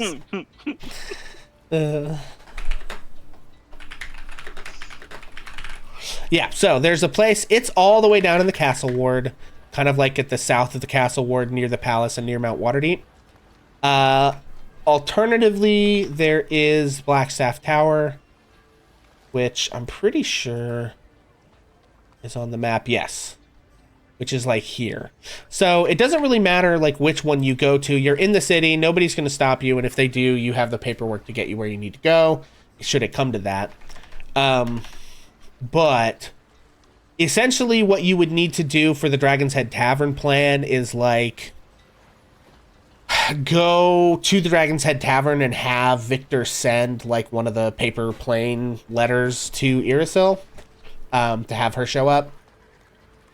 Alternatively, if you go to Blackstaff Tower, you can kind of just talk your way into the place. Weird stuff goes in and out of there all the time without drawing suspicion. So, up to you guys on what you want to do. Seems more direct. Just go straight there, right? Straight where? To the tower. Blackstaff Tower. So we're going to see Vajra. Okay. Sure. Yeah, if that's what you guys want to do, that works. I think some of our party members didn't want to join us last time. Yeah, you Yeah, certainly could split up and have people. I was gonna say that Vareth has zero interest in meeting the Blackstaff, so And Zylander, after the last time of meeting the Blackstaff, doesn't want to risk going back in there again.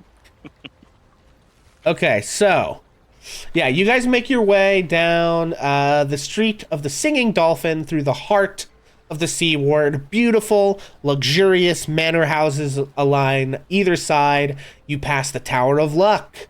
You pass the Street of Whispers. You cross Diamond Street, all the way down to Darsaloon Street, Jilthun Street, past the Spires of the Morning, all the way near the market, past the Trader's Way, Calimaster Lane, onto Sword Street, where you find Blackstaff Tower. Along the way, Zylandor and Vareth peel off. Is everyone else headed to the Blackstaff Tower, though?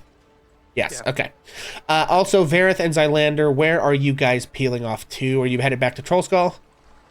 Or something else? I would like to do what I talked to you about. Yes, but okay. then Also want to swing by the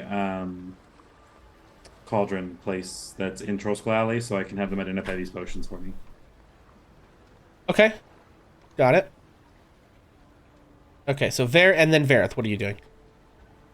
yeah, he'd probably just go back to Troll Skull. Nothing Okay. crazy. Yeah, so I'm going to say that, Zylander, you probably head to Trollskull and then tell Vareth that you're headed off to the apothecary and then also do the stuff we talk about. Cool. So, okay, but Blackstaff Tower. Yeah, so this is Ash and Victor and Tav headed in to Blackstaff Tower. And after sort of talking to the okay. Yeah, so after talking your way through, it's relatively easy given all of your kind of connections and the paperwork you have. Yeah, you are suddenly in the office of Blackstaff with a sack full of gnome. And she's sort of like sitting behind her desk, as we've discussed. There's like, the Blackstaff is like resting against the, she's got like a holder for it, like right by where she's sitting. There's like these inboxes and outboxes of like the paper birds coming and going constantly, like papers everywhere. And so she looks up and says, oh, this is quite a surprise. What brings you all in today? She sort of like gestures at the sack that clearly now contains a humanoid, like, what's all this? Well, it's a bounty, but we found out some information you might want to know, so decided to bring him here instead of turning him in case you could use that to your advantage.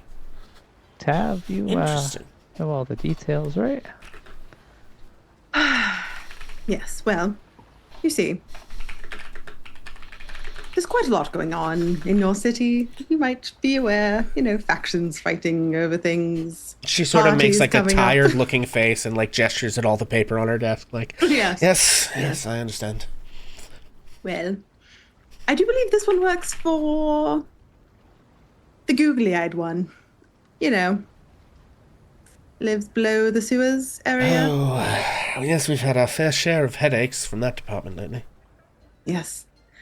And I do believe he might also be in line for a bit of a murder party that might be coming up on Founders Day. Do be careful when you sip some wine on that day. Just watch out. No, I'm sorry, what? Look, I'm Just sure it's tell her fine. the details. There's Can gonna Tav- be a party. They were gonna buy poison and kill all the people to sacrifice them. But this guy's working for Mr. Googly Eyes, and he was gonna slip him another kind of potion that turns him into mind flayers. Yes. So, I mean, the good news is we saved 100 people from dying, perhaps, but it's really important we keep it under wraps. That's why we're here, because you can Yes. save them, but we can't do it on our own. Okay. Okay, and so there's lots of parties on Founders Day. Is there a particular one I should be aware of? Tav starts like reciting that like poem amongst the many jewels of the whatever it was, like a madman thing, amongst the many jewels hidden in the Sword Coast. We believe it's the Castellanters. Okay. Be careful who you say that to. And our evidence, we have a contract with the alchemist to buy a bunch of poison. Yes. I think Tav is worried at this point. She's not. I don't know if she has a read on Vajra, right? Sure. Can I run like an insight check or something about? I don't know. Yeah. Or, Sure. Guys, Vajra's good company. 21. Okay. Yeah, 21 is good. Here's what you kind of pick up. Vajra, brilliant. Brilliant woman. Absolute genius. Like, Gale level intellect here, okay? Like, straight up knows her shit when it comes to magic, okay? Like, she is better than the average person would be at, like, being charismatic and deceptive, but is typically not, like, she's not a trained liar. Okay? So I think you're able to read, like, this is a relatively earnest person doing her best to, like, keep the city safe from the kinds of adventuring magical threats that very often threaten stuff here on the Sword Coast, right? It's like, it's a big world, there's lots of crazy shit in it, sometimes it pops up here, and she has to deal with it. She doesn't seem like the type of person who takes a lot of time to think about, like, the broad structures of society and power. She's more like, listen, there's brain monsters in the sewers I gotta deal with, you guys figure out that other political crap, like, I'm just trying to kind of do my job. Maybe that's good, maybe that's not good enough, who knows, who can say, right? You also, I think, know a little bit about the history. She's the black staff because she wields the black staff. It is a physical magical item and also sort of like the thing of her station, right? She got that from Kelvin Blackstaff, who was the first Blackstaff, who was, you know, one of your great aunt's lovers, I'm pretty sure. I don't remember which one of them. Okay. yeah. Super powerful guy, very famous, right? And she's like his kind of handpicked successor. So she's an archmage. She knows, you know, again, just about, she's like, there's more than any one person could know. She knows a lot of it, right?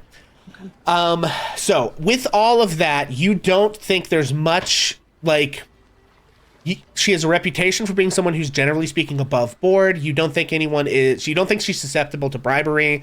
You don't think she's susceptible to blackmail. And she's not the kind of person who would work with people like the Castellanters to do the kinds of things that they're doing. However, she also is the kind of person who is aware that, like, you can't always just, like, take action. Like, she's the kind of person who wishes that upon getting a hand in a contract that says the Castellanters are buying poison to poison a bunch of people, she could just rock up on their house and lightning bolt everyone to death about it. Yeah. But she knows she can't do that because that will cause, like, problems, politically speaking. Other powerful people will get her, like, thrown out of the city and stuff. So that's kind of like your read of her, right? Is someone who wants to do the right thing, feels like they're sometimes constrained by how society works, you know, about it or whatever, but yeah. In that case, I do think that Tav would tell her everything about that she knows about it. Yeah. Got it. I was just this was my first time meeting her. I didn't quite know. Sure. I wanted to read it. Yeah. No, well, and that's what a 21 will get you. Yeah, so you guys let her know, and she is like, her head is kind of spinning with the amount of convoluted stuff that's happening. She's very smart, but she's like, okay, so, all right. So the Castellanters have hired a strange, this, she points at him, Yes. alchemical savant who happens to live in the field ward and had a magic cauldron that teleported itself somewhere else. And Yes, and also has these weird runes with a hag-sounding lady. okay, and then he is somehow ensorcelled, you think, and has a weird mantra happening in his thoughts, but also seems to be in league with Xanathar. Absolutely. Yes. Had a simulacrum and everything. She's like, gods above, I don't even know simulacrum. Okay, all right. Although I'm sure I could find someone to describe it for me. In any case, okay, and then they're betraying Castellantas to have the guests be incapacitated rather than killed, so that they can. Precisely. I'm sorry. So are they turning them into mind flayers, or are they putting intellect devourers into their brains? I believe that their goal was to make more of them. More intellect devourers. You know, Okay, and you they said found a you way. have notes about. Yes.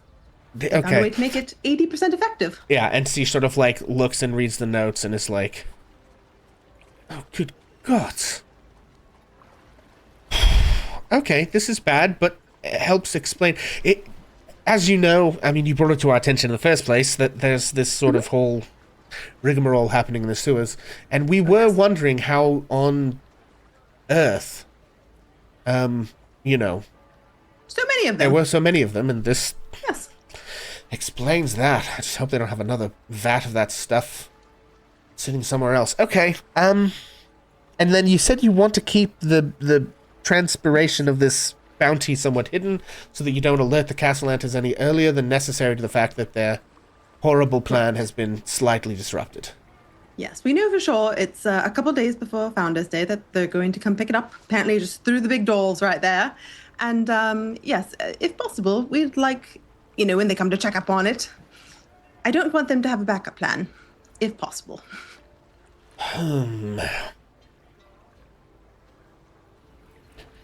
Okay. Well, here's my thought. And it might work and it might not. I think because we don't know when they're planning to check up on it, and it would be somewhat difficult, expensive resources, especially given everything else that's going on, to have their place cased constantly just to see if someone goes to his place, and then race some sort of solution over there for this problem. Perhaps if we simply put stuff in his warehouse that is the equivalent of the stuff they needed, Yes.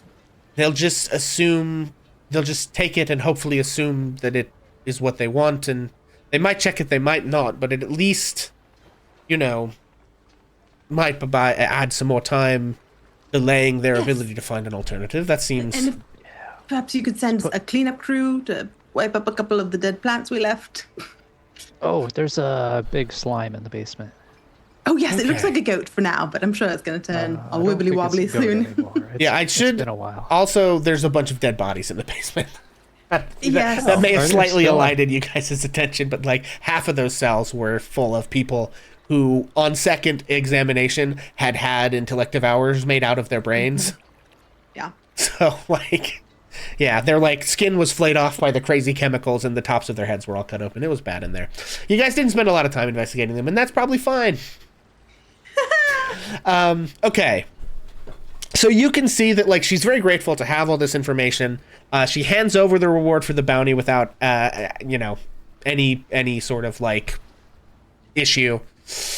And she says, "Okay, yeah, no, we can certainly have some folks teleport in there and clean the place up and teleport back out. That's fine." Okay, and then yeah, I don't think there's any other information. She has kind of everything. Tab like raises her hand like she's in class. You don't. That's not. It doesn't work that way. Okay, go ahead. Oh, I don't know. Just curious. You know, you were quite well informed, working at the tower, being the black staff and all. The Dragon Ward. Oh, Do you yes. happen to know? I mean, does it extend into the Field Ward? Is there any types of dragons that could ever get in, or is this like really no dragons? Well, the exact dimensions of the Dragon Ward extend, they're about, 5 or so miles and change, in a big orb around the city. So, yeah, it does cover the field ward, and a little ways past the walls, and a bit of a ways out into the sea. I think that it's possible there are parts of the harbor that are deep enough that something can be under it, but it usually doesn't really come up. It's a shame. I just got used to living with the dragons, you know? I just thought, I don't know, might be 1 or 2 in the city. Oh well. She sort of shrugs. Oh, one last thing. You might notice it when people teleport in. For some reason, it smells a lot like dead fish down there. And when I tried to probe the mind of this fella, it appeared to be quite powerfully warded against, for whatever reason. She, opens a drawer on her desk, which contains a, pile of scrolls, and picks one up, and opens it and incants some, magic, and you see the sort of, pupils of her eyes flash with a bit of a blue arcane light, and she looks, and says, okay, so, he's definitely been, enchanted. 1 second, she reaches in one drawer lower down and grabs another thing and sort of clears a spot on the desks and gestures for you to just sort of dump him out of the sack onto her desk. And Can she you make them better? and she opens the scroll and sort of touches him and reads it, and there's another flash, and she says, okay, he appears to be under the effects of a dominate person potion. Quite curious. Oh. I suppose, she reaches in another drawer and pulls out another scroll. You get the sense that she's, has people scribing this stuff so she can conserve her own spell slots for emergencies. Yep. So Yep. she pulls out another one and opens it up and sort of incants something, and you see this, flash, across him, and then she reaches in, another drawer and pulls out a little red bottle and dumps it in his mouth, and he sort of wakes up. Where am I? And he looks over and sees the situation that he's in and seems very afraid and confused. And so she says, well, young Master Bribblepip, you are in Blackstaff Tower. I am Vajra Safar, the Blackstaff of Waterdeep, and I have some questions for you. Everyone that didn't do it! Oh, I find that very hard to believe. Now, I believe, and so she pulls out, she actually for this, wait, I have to check something. Well, stand by, everyone. Okay. Tab is just seething with the amount of magic scrolls that are being just flung around. I need Beautiful. to know if this is, I think this is something she can do. Oh, it's not. Oh, interesting. She actually cocks her head for a second, looks at you, Ash, and hands you a scroll, which you unfurl and reveal as a scroll of Zone of Truth. And she says, unfortunately, this is not one I can use. I normally have to call one of the clerics in, but I think you can handle this. Oh, I've never done this before. Yeah, so Zone of Truth is a 2nd level spell. You can just cast it if you want. I think she's gonna nudge Ash and be like, "It's a good thing Van the Zylander didn't come here." Yeah, and it is weird. You haven't really done this before, but you do unroll it, and there's this arcane sort of, runes and stuff on here, but you intuitively understand how to do this. You can just cast Zone of Truth, just straight up off this scroll. And Lash is mesmerized by this, but he will go ahead and cast it. Okay. And I'm just going to assume that on a long enough timeline he fails the spell save for that. And so she asks again, All right. Were you contracted by the Castellantas to provide poison for their Founders' Day feast? And he just sort of like glares at her. And she says, all right, well, since you can't lie, I'll take that as a yes. All right, are you working for the Xanathar's Guild? No! I'm sorry. Try that again. Are you working for the Xanathar's Guild? No. Okay, what was the question? And she points at you, Tav, and says, what was the question that you asked him, to which he was unable to provide a comprehensible response? Why does it smell like dead fish everywhere in your warehouse? I don't know.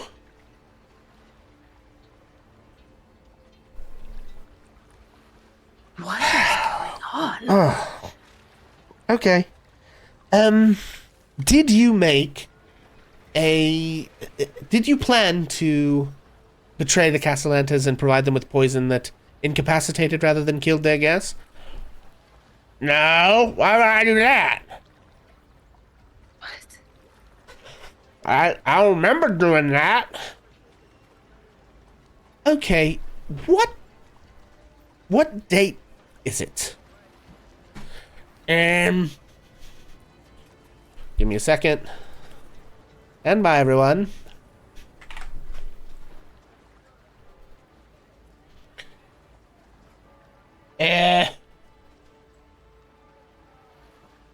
I don't know, it's like sometime in Arturiac, right? Oh. Fuck. Alright. Oh, that's not great. Okay, so she casts sleep on him and knocks him back out. And says, okay, I'm not 100% sure. It will take a little bit more probing to find out. I believe this sad bastard has amnesia. Yes. I think anything he might have done since he was first afflicted with Dominate, he does not remember. That's Now, not normal, he right? was doing poison and killing people before that happened, so it's not like he's off the hook here. But, so, you know, he still did all that poisoning. You're still good with your bounty. This just got more complicated. I can Right. tell you, I saw Xanathar when I looked for who created the simulacrum. Oh, interesting. Well, perhaps that was more of a payment for a service rendered rather than a But those contract sewers, of... there's a connection to the sewers. It's just, who else would want to take over? No one else. And the notes, he had just. Well, what I'm saying is I suppose it's possible that Xanathar was the one who dominated him, or someone in the Yes. guild, and that in that Yes. sense he was working for them, but that whenever Correct. that started happening, he stopped I know. remembering what he was doing. How? Is that common? Oh, but you know the date, right? Well, he said sometime in Alturiac. How That long was ago a few that? months back, before the spring. Curious. Oh, as always, more questions than answers. Well, thank you so much, though. This was enlightening for sure. Yes, well, and thank you for your rather outstanding work here. Oh, it's always good to see you folks coming, but things always get more complicated when you show up. I do hate to throw another wrench in there. Oh, you know, Fire. in for a but, penny, in for a pound, eh? Excellent. Good. I've got another pound to lift up on you then. So, is there any reason why? Oh, I don't know. You know, the Guild of the Mages might be a little bit corrupt. I mean, there was that whole thing with the death mass last year. I really ought to find out more about that. It seems. Yeah, well, someone highly placed in the Watchful Order was complicit. They're dead now, of course, but it seems that, you know, there may have been... it's possible there were more people either involved or, you know, of an ilk and we were aware, I suppose. What do you say? Well, I mean, if we're being honest here, no reason. Great, make a deception check.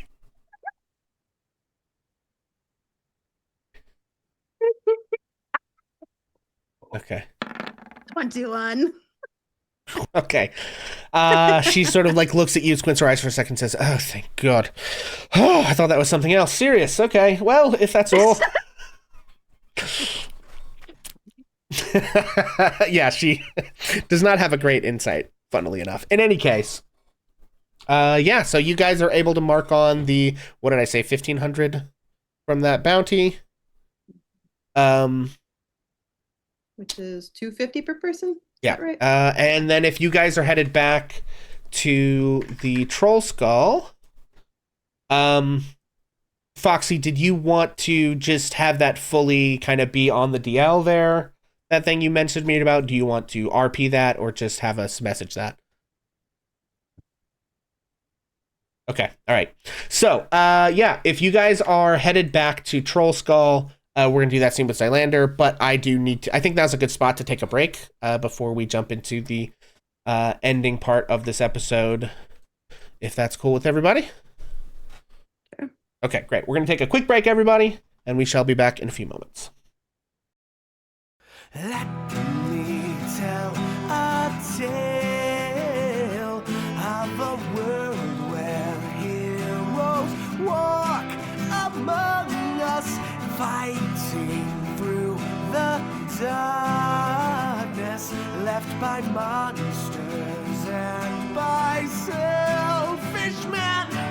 A tale of glory rents asunder, sacrifice and battles lost. Our heroes know not what awaits them, and still they carry on. Let me sing a song of a family forged by trials and woe. On their own they falter, but together they will write their own tale of glory, rents asunder, sacrifice and battles lost. Our heroes know not what awaits them, and still they carry on. What was rent shall be restored. What was lost now shall be found. The price of valor ever rising, but victory brings new rewards. Tales of glory, might, and wonder, hard-fought battles, treasures won. Our heroes know their fate awaits them, and so they carry on.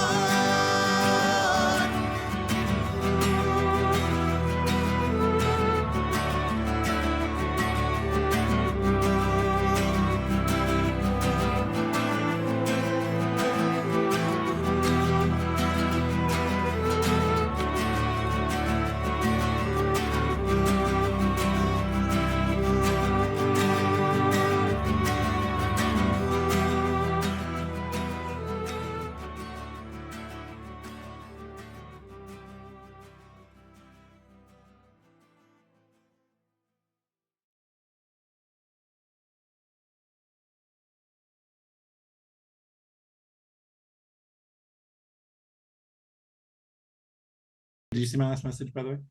Okay, hello, welcome back, everybody. Sorry about that. Okay. Well, the thing I wanted to jump into then when we get back is Foxy, I believe, is taking a trip to Ye Old Yawning Portal.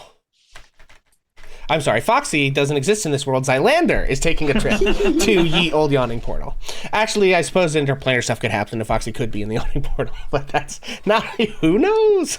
Don't threaten me with a good time. Okay, so yeah, Zylandor, after making your way, and then there was another thing you wanted to do in Troll Skull Alley, but I think you wanted to do this first, right? Either one's fine because I pass it on the way out or I pass it on the way back in. So Okay, got it. Yeah, well, I guess let's do Troll Skull first since it was closer to you setting out.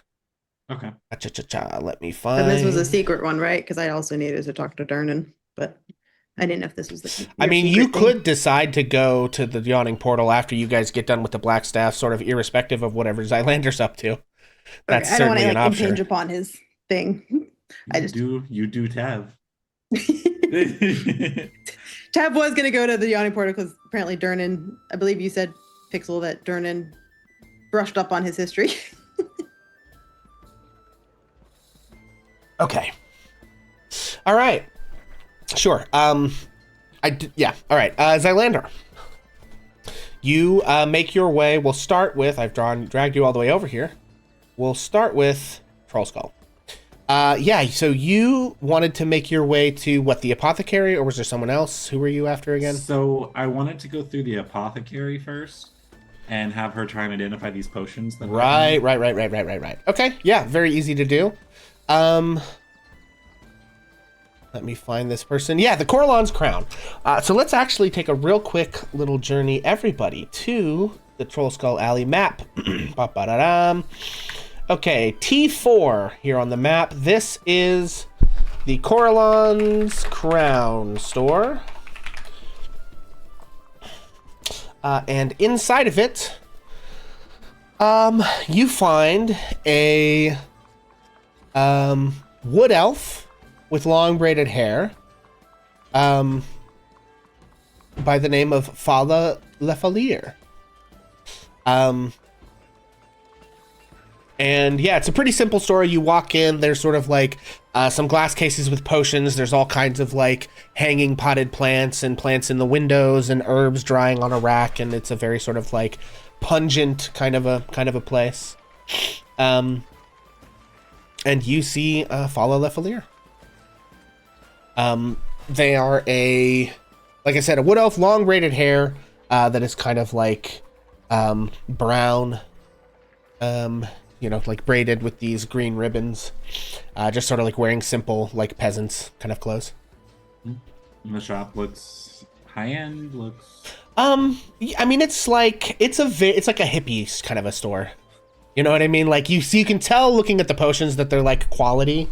You know what I mean? Like the liquids are like you see health potions, for instance, that it's like the liquid is clear, it's not cloudy, it's like, obviously high quality. But it's also just got kind of that like woo-woo vibe a little bit, you know what I mean? So, yeah, so you walk in and Fala looks over at you and says, oh, hello, welcome to the Coralon's Crown. How can I help you? My, your inventory, quite exquisite. The craftsmanship. Well, thank you. I certainly take pride in my work. Well, then you're exactly who I'm looking for. I need some help identifying some potions that have come into my possession that were a gift. Oh, interesting. They didn't leave a note telling me what they were. Oh, a surprise. You must have intriguing friends. I have many intriguing friends, but they all also like to play haha jokes, and I'm not gonna drink either one of these or use either one of these until I know exactly what they do. I see. Well, she sort of like gestures at her,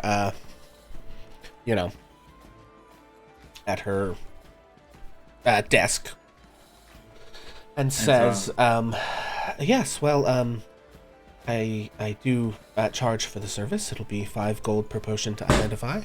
But you don't have to pay if I can't tell what it is. An honest elf. I love to hear it.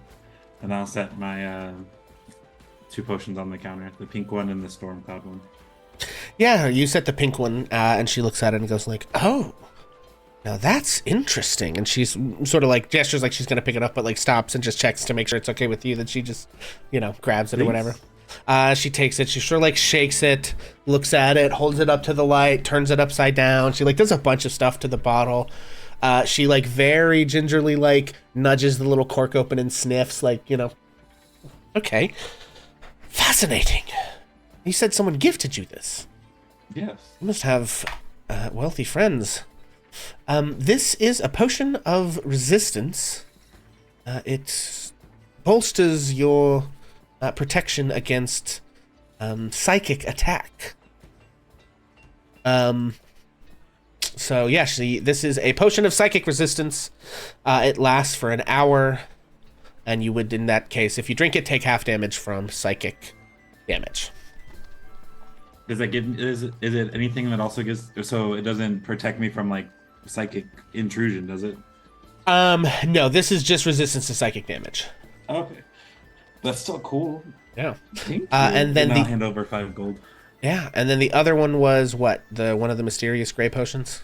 The storm cloud gray potion. Yes. Yeah, mysterious gray potion. The lightning one, I said. Okay. Yes. All right, hang on a second. Let me get here. Okay, this one, she takes a look at, and says, "Holy shit! You, is your friend a prince? Or a king, maybe? Now, do a demigod, perhaps? Do you An take me archmage. for someone who kisses and tells? This is perchance one of the most expensive things I have ever laid my hands on." She slides it back and says, "This is a potion of cloud giant strength. Whoever drinks it will have superhuman strength for an hour. And when I say superhuman, I mean the strength of a literal cloud giant." Mechanically speaking, this potion of cloud giant strength contains enough liquid for 1 dose and gives you a strength score of 27 for 1 hour. Now, of course, the highest limit of human strength is a 20, so this is several modifiers above that. Yeah. Damn. It's like your mod would go to a 22 is 6, 24 is 7, 20, so a plus 8 strength modifier before your proficiency bonus for 1 hour. Zylander will actually have some strength for once and not have to struggle to put a gag inside of the little gnome's mouth. I swear, if you use it for that. I'm just saying that's an example. I could have used it. And then actually I want to give her 3 copper pieces as a tip, and then I'm gonna give her the 5 gold. Yeah, she sweeps it in and says, "Listen, if you have friends like that can afford to buy shit like that, come back anytime." And I'll actually pull out 1 more potion because it's the largest health potion I've ever seen. And I put it on the counter so I can identify exactly what kind of healing potion this is. Yeah, she, I think she'll do that one for free, given what's just transpired, and says, easy enough. She points over at another one that she has that's, like, very similar in quantity and, like the color of the liquid inside, and says, yeah, that's a potion of greater healing. Mechanically, that is 4d4 plus 4. So it's, like, twice the healing of That's like a standard healing expensive potion. one, isn't that like 500 usually? Something like I that. feel like healing potions get expensive quick. Yeah, the base ones are like 50, and then they kind of go up exponentially from there. I'm gonna hand her. I think it goes like standard, greater, superior, and then maybe there's like some kind of legendary one that I don't know about. But I'll put 1 silver piece on the counter and slide my potions back in and say thank you so much for your time. Don't worry. My friends and I were up there in Troll Skull, and oh, that's you guys. Okay. it is. We have an organization. If you ever need help, you can always come and ask. Of course, we have a fee. that we definitely know exactly what it is. Very standardized feed. Yeah, I think she with all chuckles at mascots. that. I think she chuckles. But we would be happy to help, especially since you have helped me. I'll make sure that we help you as well. if you Oh, need. and to answer your question, stuff, the greater healing are $250 each. Oh, okay. That's not And incidentally, she does sell potions as well. Good to know. So, in any case, okay, so that is your encounter in the Corlon's crown. Next up, you're headed to the Yawning Portal. Okay, so Zylander is going to be here at the Yawning Portal. I'm going to throw everyone else into the portal so you guys can see, even though you're not actually here. All of a Although, sudden, Tav, if everyone- you do want to, stop by it, that, it's probably fine. In any case, Zylander, yeah, Highlander walks into the yawning portal to see his friends slowly falling down. Yeah, for let me find. Let's see. Okay, yeah. So you walk into the portal. Is anyone else taking a trip to the Yawning Portal, or just? Well, can we Highlander. back up for just a second? Sure. If Ash had pulled out his potion while they were in Vajra's office, would she have been able to identify that? Yeah, probably. What? Oh, yours was the. Oh, and I guess I should change the Mysterious name Gray. of the second mysterious gray potion now that we know what it is. Stand by 1 second. We're gonna edit this. Potion of Cloud Giant Strength. Okay, so yes, then. Okay, so. Yeah. She looks at it, Ash, and says, "Oh," and she pulls out one of those identify scrolls and uses it. She says, "Oh, just to be sure." Okay. Okay, so this is a potion of insect swarm, but it's kind of off a little bit. It doesn't exactly cast the spell insect swarm. When you drink it, you immediately vomit an angry swarm of insects that you can control with your mind for 1d4 hours or until they die. Distinct from the insect cloud spell, which, just creates an area of effect of stinging insects.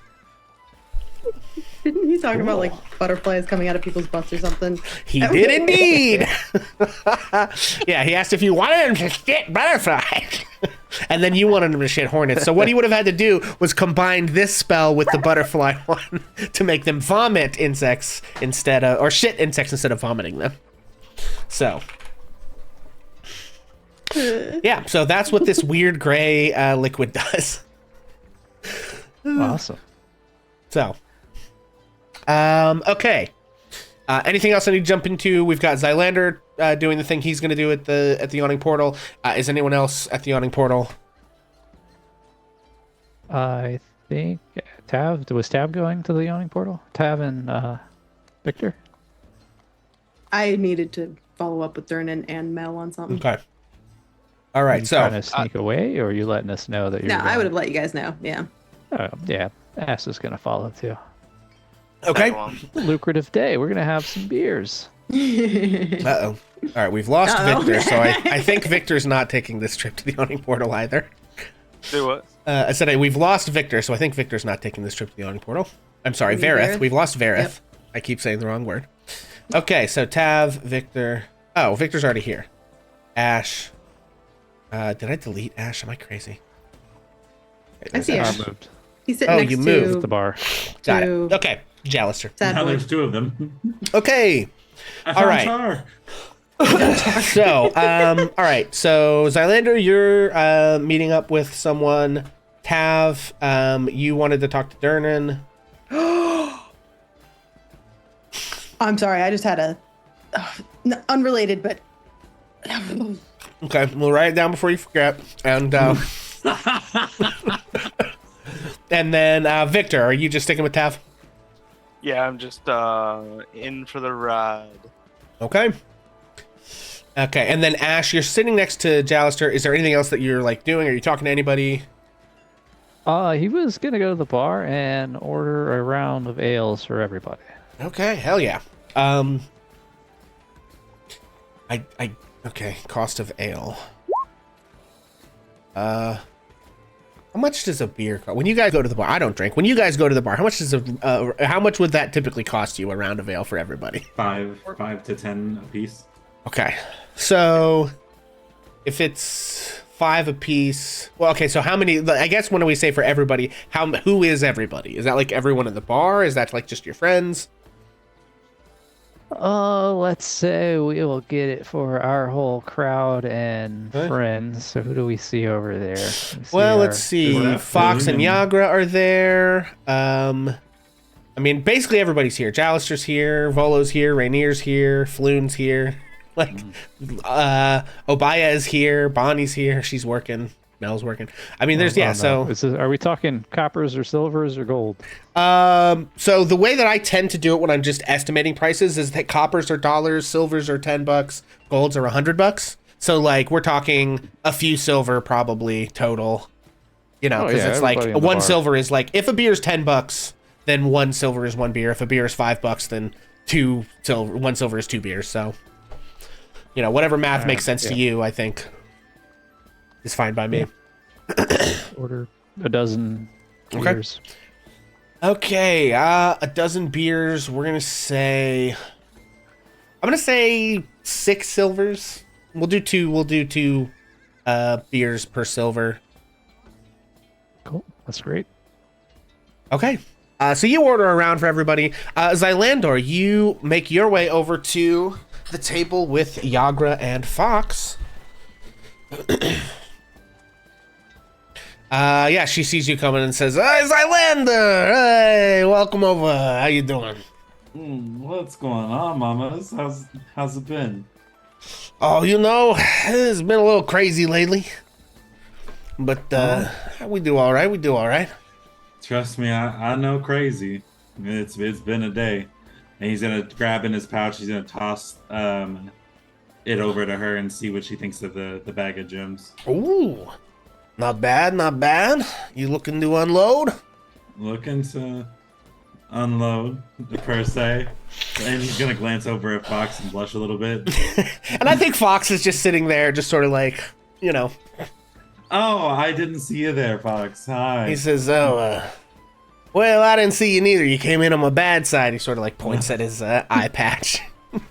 I would love if Fox was the one that just like moved the eye patch depending on which eye was which one was more convenient. Yeah. Well, it's always good to see you, though. Yeah, well, so he sort of like reaches over and sort of slides the pouch over towards himself and says, "You looking to unload?" Nope, that's not his voice. "So, you looking to unload?" I'm getting my like Brooklyn and my Southern mixed up here. I did Horcus and Vajra, okay, but this one's a little tougher.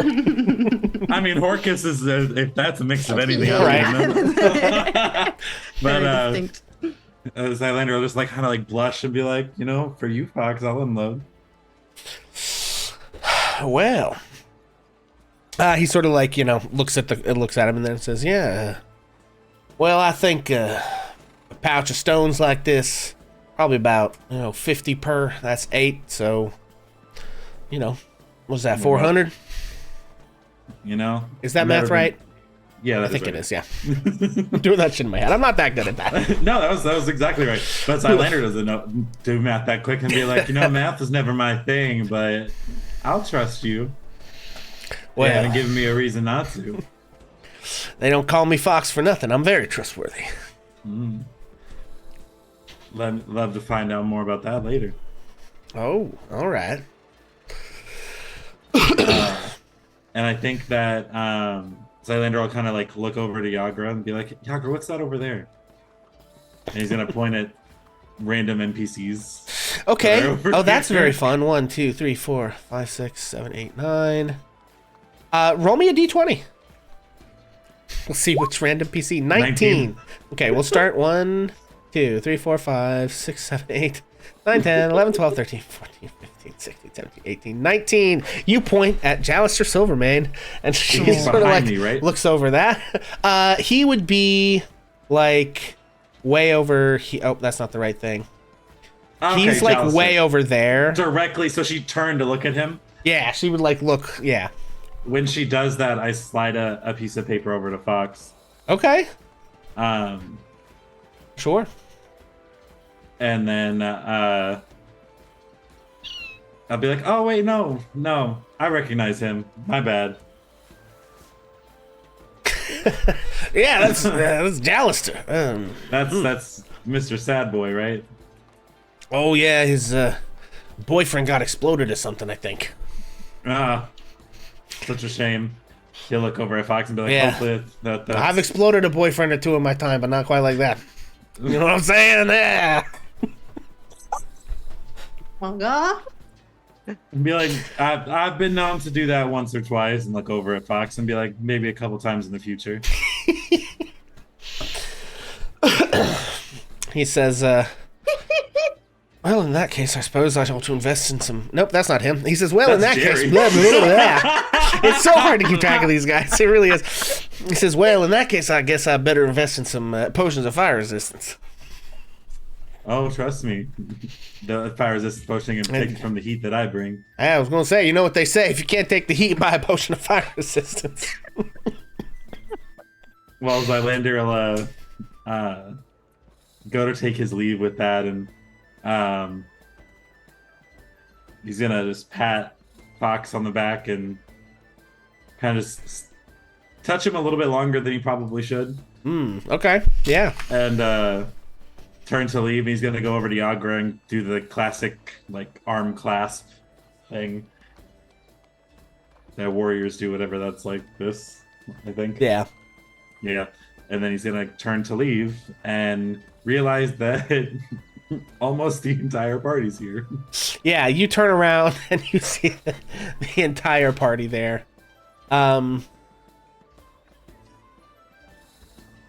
Yeah, and you know, as you're like walking away, you see Fox. You think he winked at you, but he does wear an eye patch, so it is hard to tell. And then, yeah, we see Tav, Victor, and Ash rolling in. Ash has bought a round for everybody. Tav, going up to Durnan then. What do you say? Actually, before I get to Durnan, Okay. I had there was a lot of errands I needed to do at the Yawning Portal. Sure. The first one's actually going to be to Mel. Okay. Gonna come up to Mel and say, "How's the training going? Oh, yeah, it's pretty good. You're new here, aren't you?" Yes, I started a couple weeks ago. Yeah. You know what hair salon do you go to get your hair done at? Oh, I actually don't know the name of it. There's just a lady in the dock ward. She kind of like does okay. hair in her house. Oh. Her name's you get Beth. it She's colored? real nice. Oh yeah, I think she has like a friend who does potions or something. I don't really know. A friend who does potions. Yeah, make an insight check. Oh, let's go. 30-20. Okay. And by. Okay. For those of you who might not have seen in the chat that I previously posted was something that Mel said last time I was at the Yawning Portal just felt weird. Where she said, when I complimented her hair color, she said, or I complimented her hair, she said, I chose a good one. Yeah. it just I felt think on a 20, you get the feeling that as she's talking about this person who supposedly does her hair, it feels a little too practiced. God, I wish there was a way. I can't. Oh, there's nothing I could do to figure out more right now. I think for now I'm just going to keep an eye on her and probably Okay. just relay it to the party if they have any ideas. Yeah. Lovely to see you, Mel. Oh, sure. Yeah, see you around. Yeah. And then before she goes to Durnan, she's actually going to go up to Fox because she had Oh, okay. something she wanted to chat with Fox about. Yeah, okay. So Zylander, as you're walking away, Tav's walking up. If you'd like to introduce me a little bit more. I mean, I know I've met him at this point, but maybe you could be part of this conversation. Oh, Zylander's gonna look embarrassed and just kind of like, yeah, I can stay for a little bit, and he'll sit back down next to Fox. Hello. It's lovely to see you again. I was like, damn, Tab just got on the table. Yeah, what could I do for you? You know, growing up, I used to hear stories about warlocks. I think they were tales that were meant to frighten us into discipline, teach us that even the clever ones think they'll find a loophole, but oftentimes still end up swallowed by their own ambition in the end. But it seems that you just might be the exception to the rule, Mr. Fox. You see, there's someone I'm trying to reach who's trapped in a place that, for some reason, I get the sense perhaps you may have seen yourself. And I've spent the last 7 years learning every rule, every ward, every holy verse that might open a door to such a place. And yet none of it has worked. But you've the air of someone who's walked into that fire, and yet you're still standing. And so, I have to ask, Mr. Fox, if someone wanted to walk into hell and come out with their soul, and perhaps someone else is still attached, would you tell them it could be done? Well, first things first, you, I think perhaps a mite too highly of me. I have not set foot in the pit myself. No, I don't mind telling a friend of Zylander's here that I came by my skills quite a different way.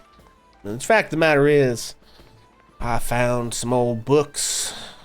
I went to a crossroads, and I whistled me up something dark.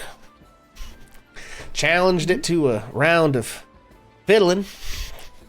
I'll tell you, I whooped its ass. Sent it right back down to the pit with its tail between its legs. And in exchange, I got a little something for a little nothing. But you gotta be good. I think he thinks he's got me on some kind of a line he's gonna reel in one day, but I think he perhaps underestimates my, my cleverness. I guess we'll see which one of us is right in the end. I made a wager, and I won. I came out on top. That's the way I'd like it to stay. But, well, you gotta be pretty damn good to come out on top of a wager like that.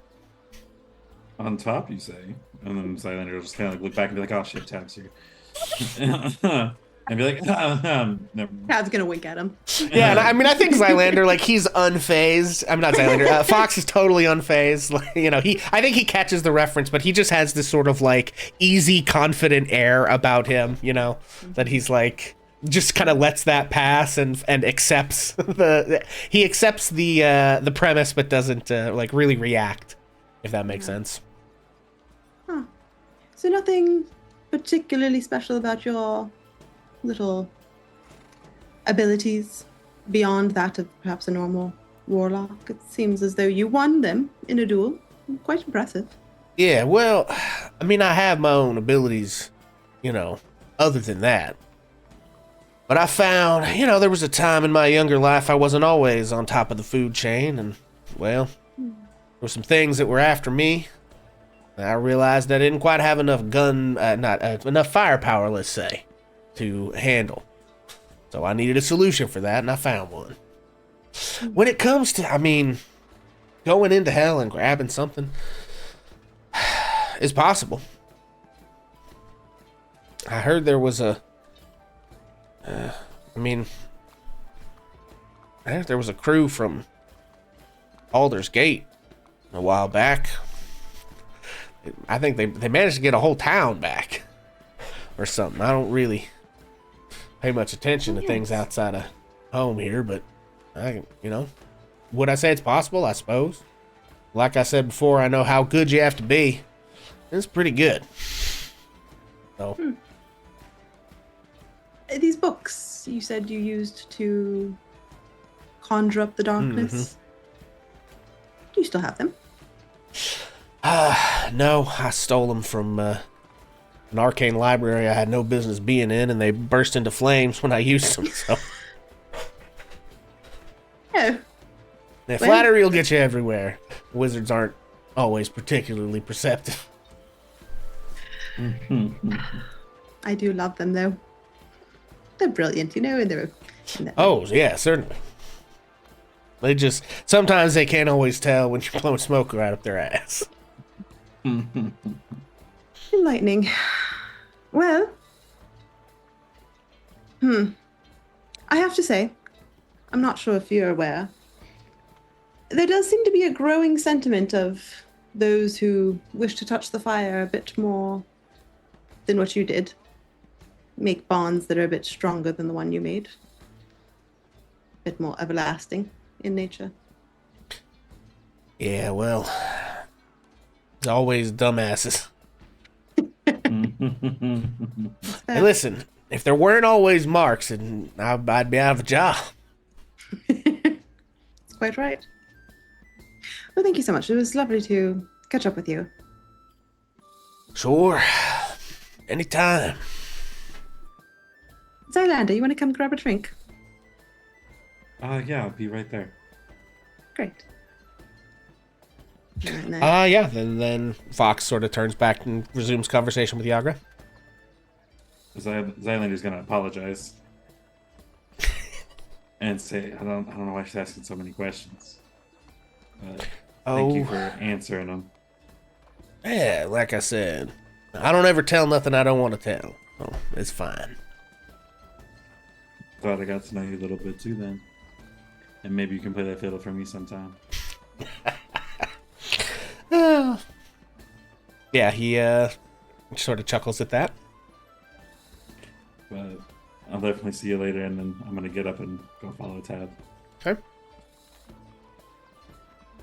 Okay, and then I believe there's a conversation with Dernan. Yes, just to finish it off. Okay. Dernan, somebody told me that you might have brushed up a bit more on your history since the last time we spoke. About this death mask business. Oh, yeah. I talked to my old friend, some of my old friends, Mert. I remembered knew quite a bit about the walrus, right? The walrus, yeah. Aye. Yeah, I mean, well, you got any particular questions? Or? Certainly, I would love to know who it was that was behind it in the end. You said, I think... oh, crap, where did my...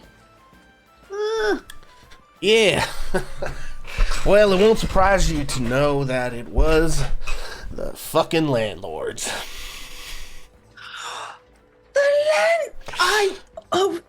There's... What's his face? What's his name? Where is he? Where's the strip club? Oh, no, I don't think it was him. No? Okay, not him. All right. No, it was actually, was, in the end, it turned out he was a masked lord himself, Braithen Kazender. He was attempting to claim rulership of Waterdeep entirely. So, yeah, there were numerous masked lords and 14 guild masters dead by the end. 14 guild masters? Yep. And I take it that they were all replaced with people he wished to shell in? Well, no, not really. Some of them were in league with him. Some of them were just, bystanders of the whole affair. He tried to replace him, but obviously, when it was revealed what he was up to, his association with him was pretty toxic in the end. Yes, So- I can understand that. Yeah, I mean, there were numerous, wealthy merchants. There was the Marithmer lady. There was Grimmel, the shipwright.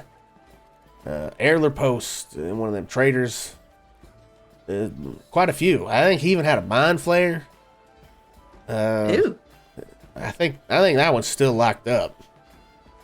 They killed Elminster, although some people say he ain't really dead. It was a hell of a thing. They killed Elminster. Yeah. They reduced an entire neighborhood in the trades ward to rubble. In the trades ward, you say? Yeah. And they say Elminster was turned into a cloud of silver fire, which I guess that means you're dead, but I don't know. I'm not sure I buy it. Does Tav know about Silverfire? I probably. Honestly, probably, yes. Yeah, okay. Well, that's quite impressive to kill Elminster, then. This Brethren, you say he was a landlord? Yeah, wealthy landlord, Braithen Cassander. And yet he had enough power to level neighborhoods, take out one of the greatest wizards of all time. What kind of magic? What? I mean, I don't know. People have hobbies, I guess, Tav. Hobbies? God forbid a man have a hobby. Oh, gods, apparently I'm just not very good then if people can just have a hobby and off an entire, I don't know, quarter of a population at a time. Blessed. Yeah. I mean, look, they even got Deputy Master Glenmauer of the Watchful Order of Mages Protectors was involved. And Quasmo, one of their high-ranking mages. I don't know, maybe they were teaching old Cassander what's what. I don't know. And is Cassander still alive? He was killed. No, he was killed. I mean, he tried to scrap with Laryl herself. So, he's dead. Actually, you know what? No, it wasn't. Okay, so Mert did tell me this part. It actually wasn't Laryl that killed him. It was his own homie, Suthul the Mind Flayer. Suthul the Mind Flayer? Yeah. Okay. But, yeah, he apparently was captured. Oh, that's a pity. I think Laryl might have enjoyed getting the chance to bring back the order, but as long as someone did it. Yeah. Well, I think that's quite enough information for me for today. It's been quite a long day. Very enlightening in many ways. Fair enough. Thank Okay, you, anything Tech else anyone would like to do while we're at this particular moment?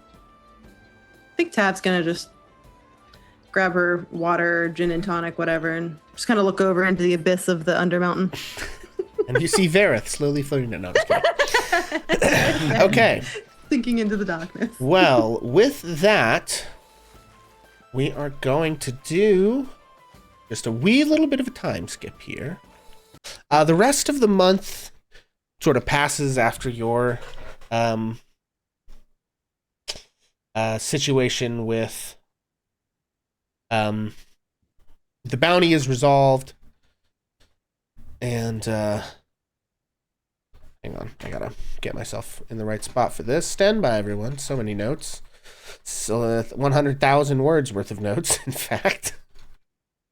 Come on. Where's that table of contents? There it is. Okay. Yeah, so the rest of that week sort of passes without too much going on, and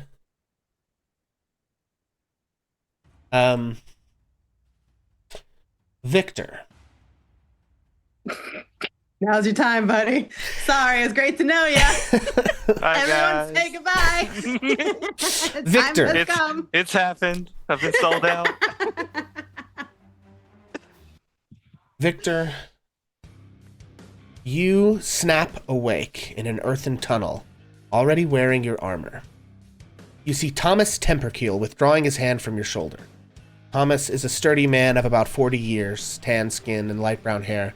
His face is streaked with weeks' worth of mud and blood. He is shouting something you can't quite make out, disoriented as you are. As you finally manage to focus, you hear, "Our position! We have to fall back! We have to fall back!" Around you are soldiers springing into action, grabbing whatever provisions and equipment they can get their hands on, and moving towards the rear of your position, blinking the sleep out of your eyes as the chaos unfolds around you. What do you do? Oh shit.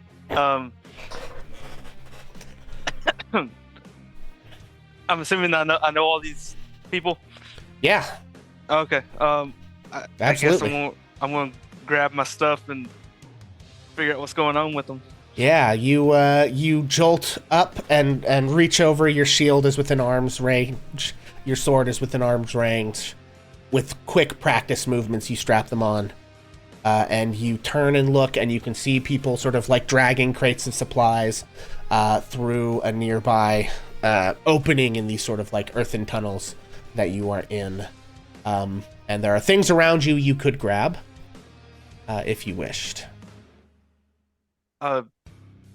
Yeah, I guess I'll grab whatever I can that's around me.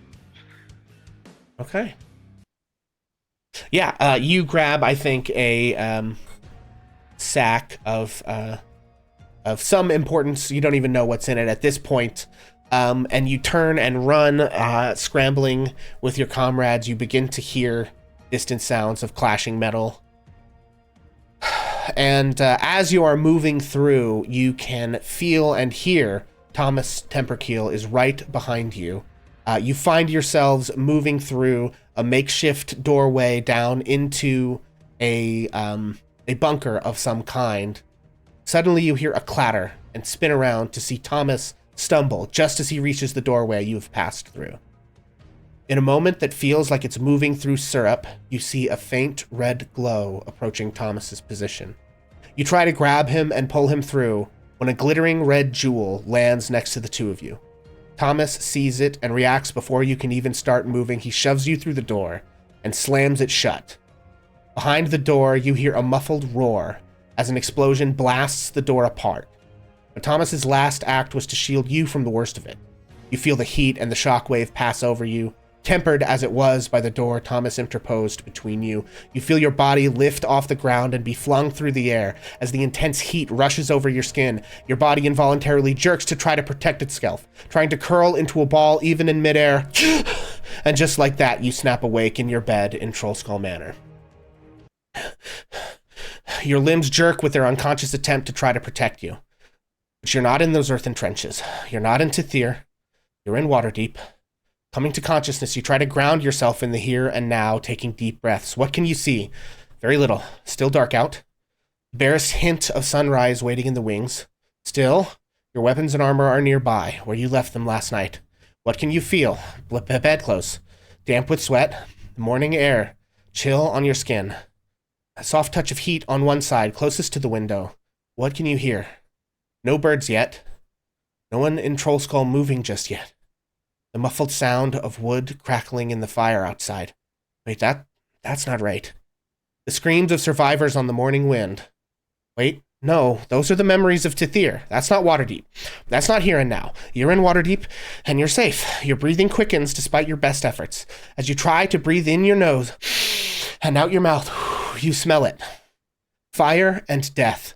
A hint of sulfur. Charred debris. Your eyes snap open. This is not a memory. This is here and now. Something bad is happening, close enough to set every alarm bell in you screaming into alertness. Victor, what do you do? I'm going to grab my stuff and run out the front door. Okay. You clatter, you grab, you don't have time to put your armor on. You've got your sword and your shield and whatever you wear to bed. I think everyone else in Trollskull Manor, you hear heavy thuds of footfalls through the manor house as Victor rushes downstairs. Victor, you step out into the street. Ash floating in the wind. There is, just at the corner near Trollskull Manor, there's normally a small trader's stall that people set up. Not anymore. There is ash and kindled wood and burning cloth floating in the morning air. The smell of sulfur and fire and death. You recognize a fireball spell. You recognize the effects of a fireball spell when you see one. Something has happened. There are casualties. Victor, you feel the bile rise in your throat. You have seen scenes like this many times. And that, my friends, is where we're going to leave this particular episode of Waterdeep Dragon Heist. It wasn't me. Woo! I swear to God. I didn't do it. All right. Well, So the PCs know that I, checked in with them about some particular things. That's what that was. Yeah. Makes sense. So anyway, we end there. Something bad has happened. There are casualties, and we will find out more about who done it and why. Hopefully, if our heroes are clever and quick, we will find out more about it on the next exciting episode of Waterdeep Dragon Heist. You ask so much of us. Clever and quick. If folks would do me a favor and help us find somebody to raid while we remind everybody who we are and where we can be found on the internet, starting, of course, as always, with the men without whom, truly, none of this would be possible. My streamer, senpai, and yours, father, gamer, family man, guitarist, and rarer than a shiny Pokemon, non-toxic southern accent having homie, Final Fantasy wifing president of these United States. The states of our hearts, anyway. The prime minister of sinister, wholesome, dulsome, waifu, haiku, husbando commando, inventor of nonstick pans himself, Charlie's Chocolate Factory CEO, search contest winning, Lord of Sinning, the reason for the season, new year, new me, stronger than an oaken tree, Vincent Page. All right, guys, I've been Vincent Page. Sorry about my inactivity this stream. I feel like poo-poo. But I've been Vareth, your Gloomstalker Ranger, and hopefully I'll be way more into whatever's fixing to happen next time.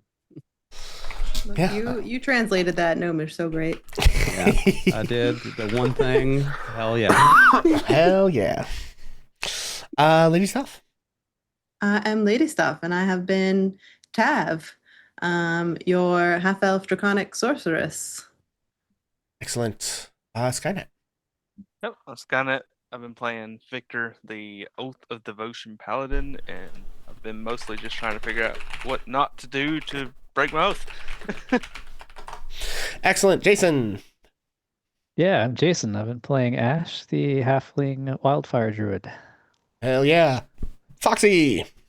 I am Foxy. I've been playing Cylander Blazel, the Phantom Rogue. Hell yeah. And of course, as always, I am Pixel.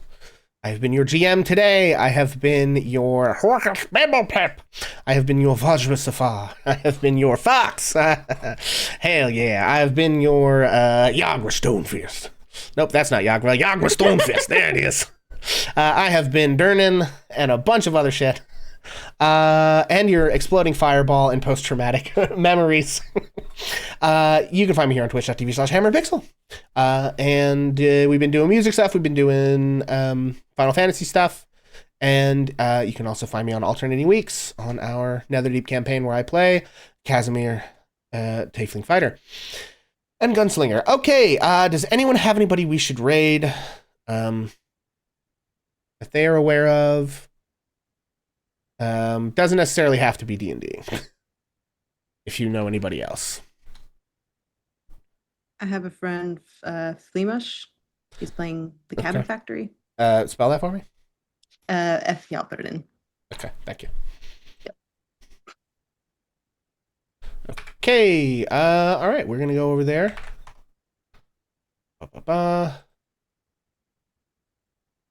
Okay. All right, folks, we're gonna go raid Fleamish. Thank you guys for hanging out tonight. I appreciate it. I'm gonna end our co-stream thingy. Boop. Boop. Okay, so thank you for coming out. We'll be back in a couple weeks, hopefully. Happy New Year. We won't see you again before then. And, until the next time that I see you, fuck fascists. All right, let's go. Go! Let me tell a tale of a world where heroes walk among us, fighting through the darkness left by monsters and by selfish men.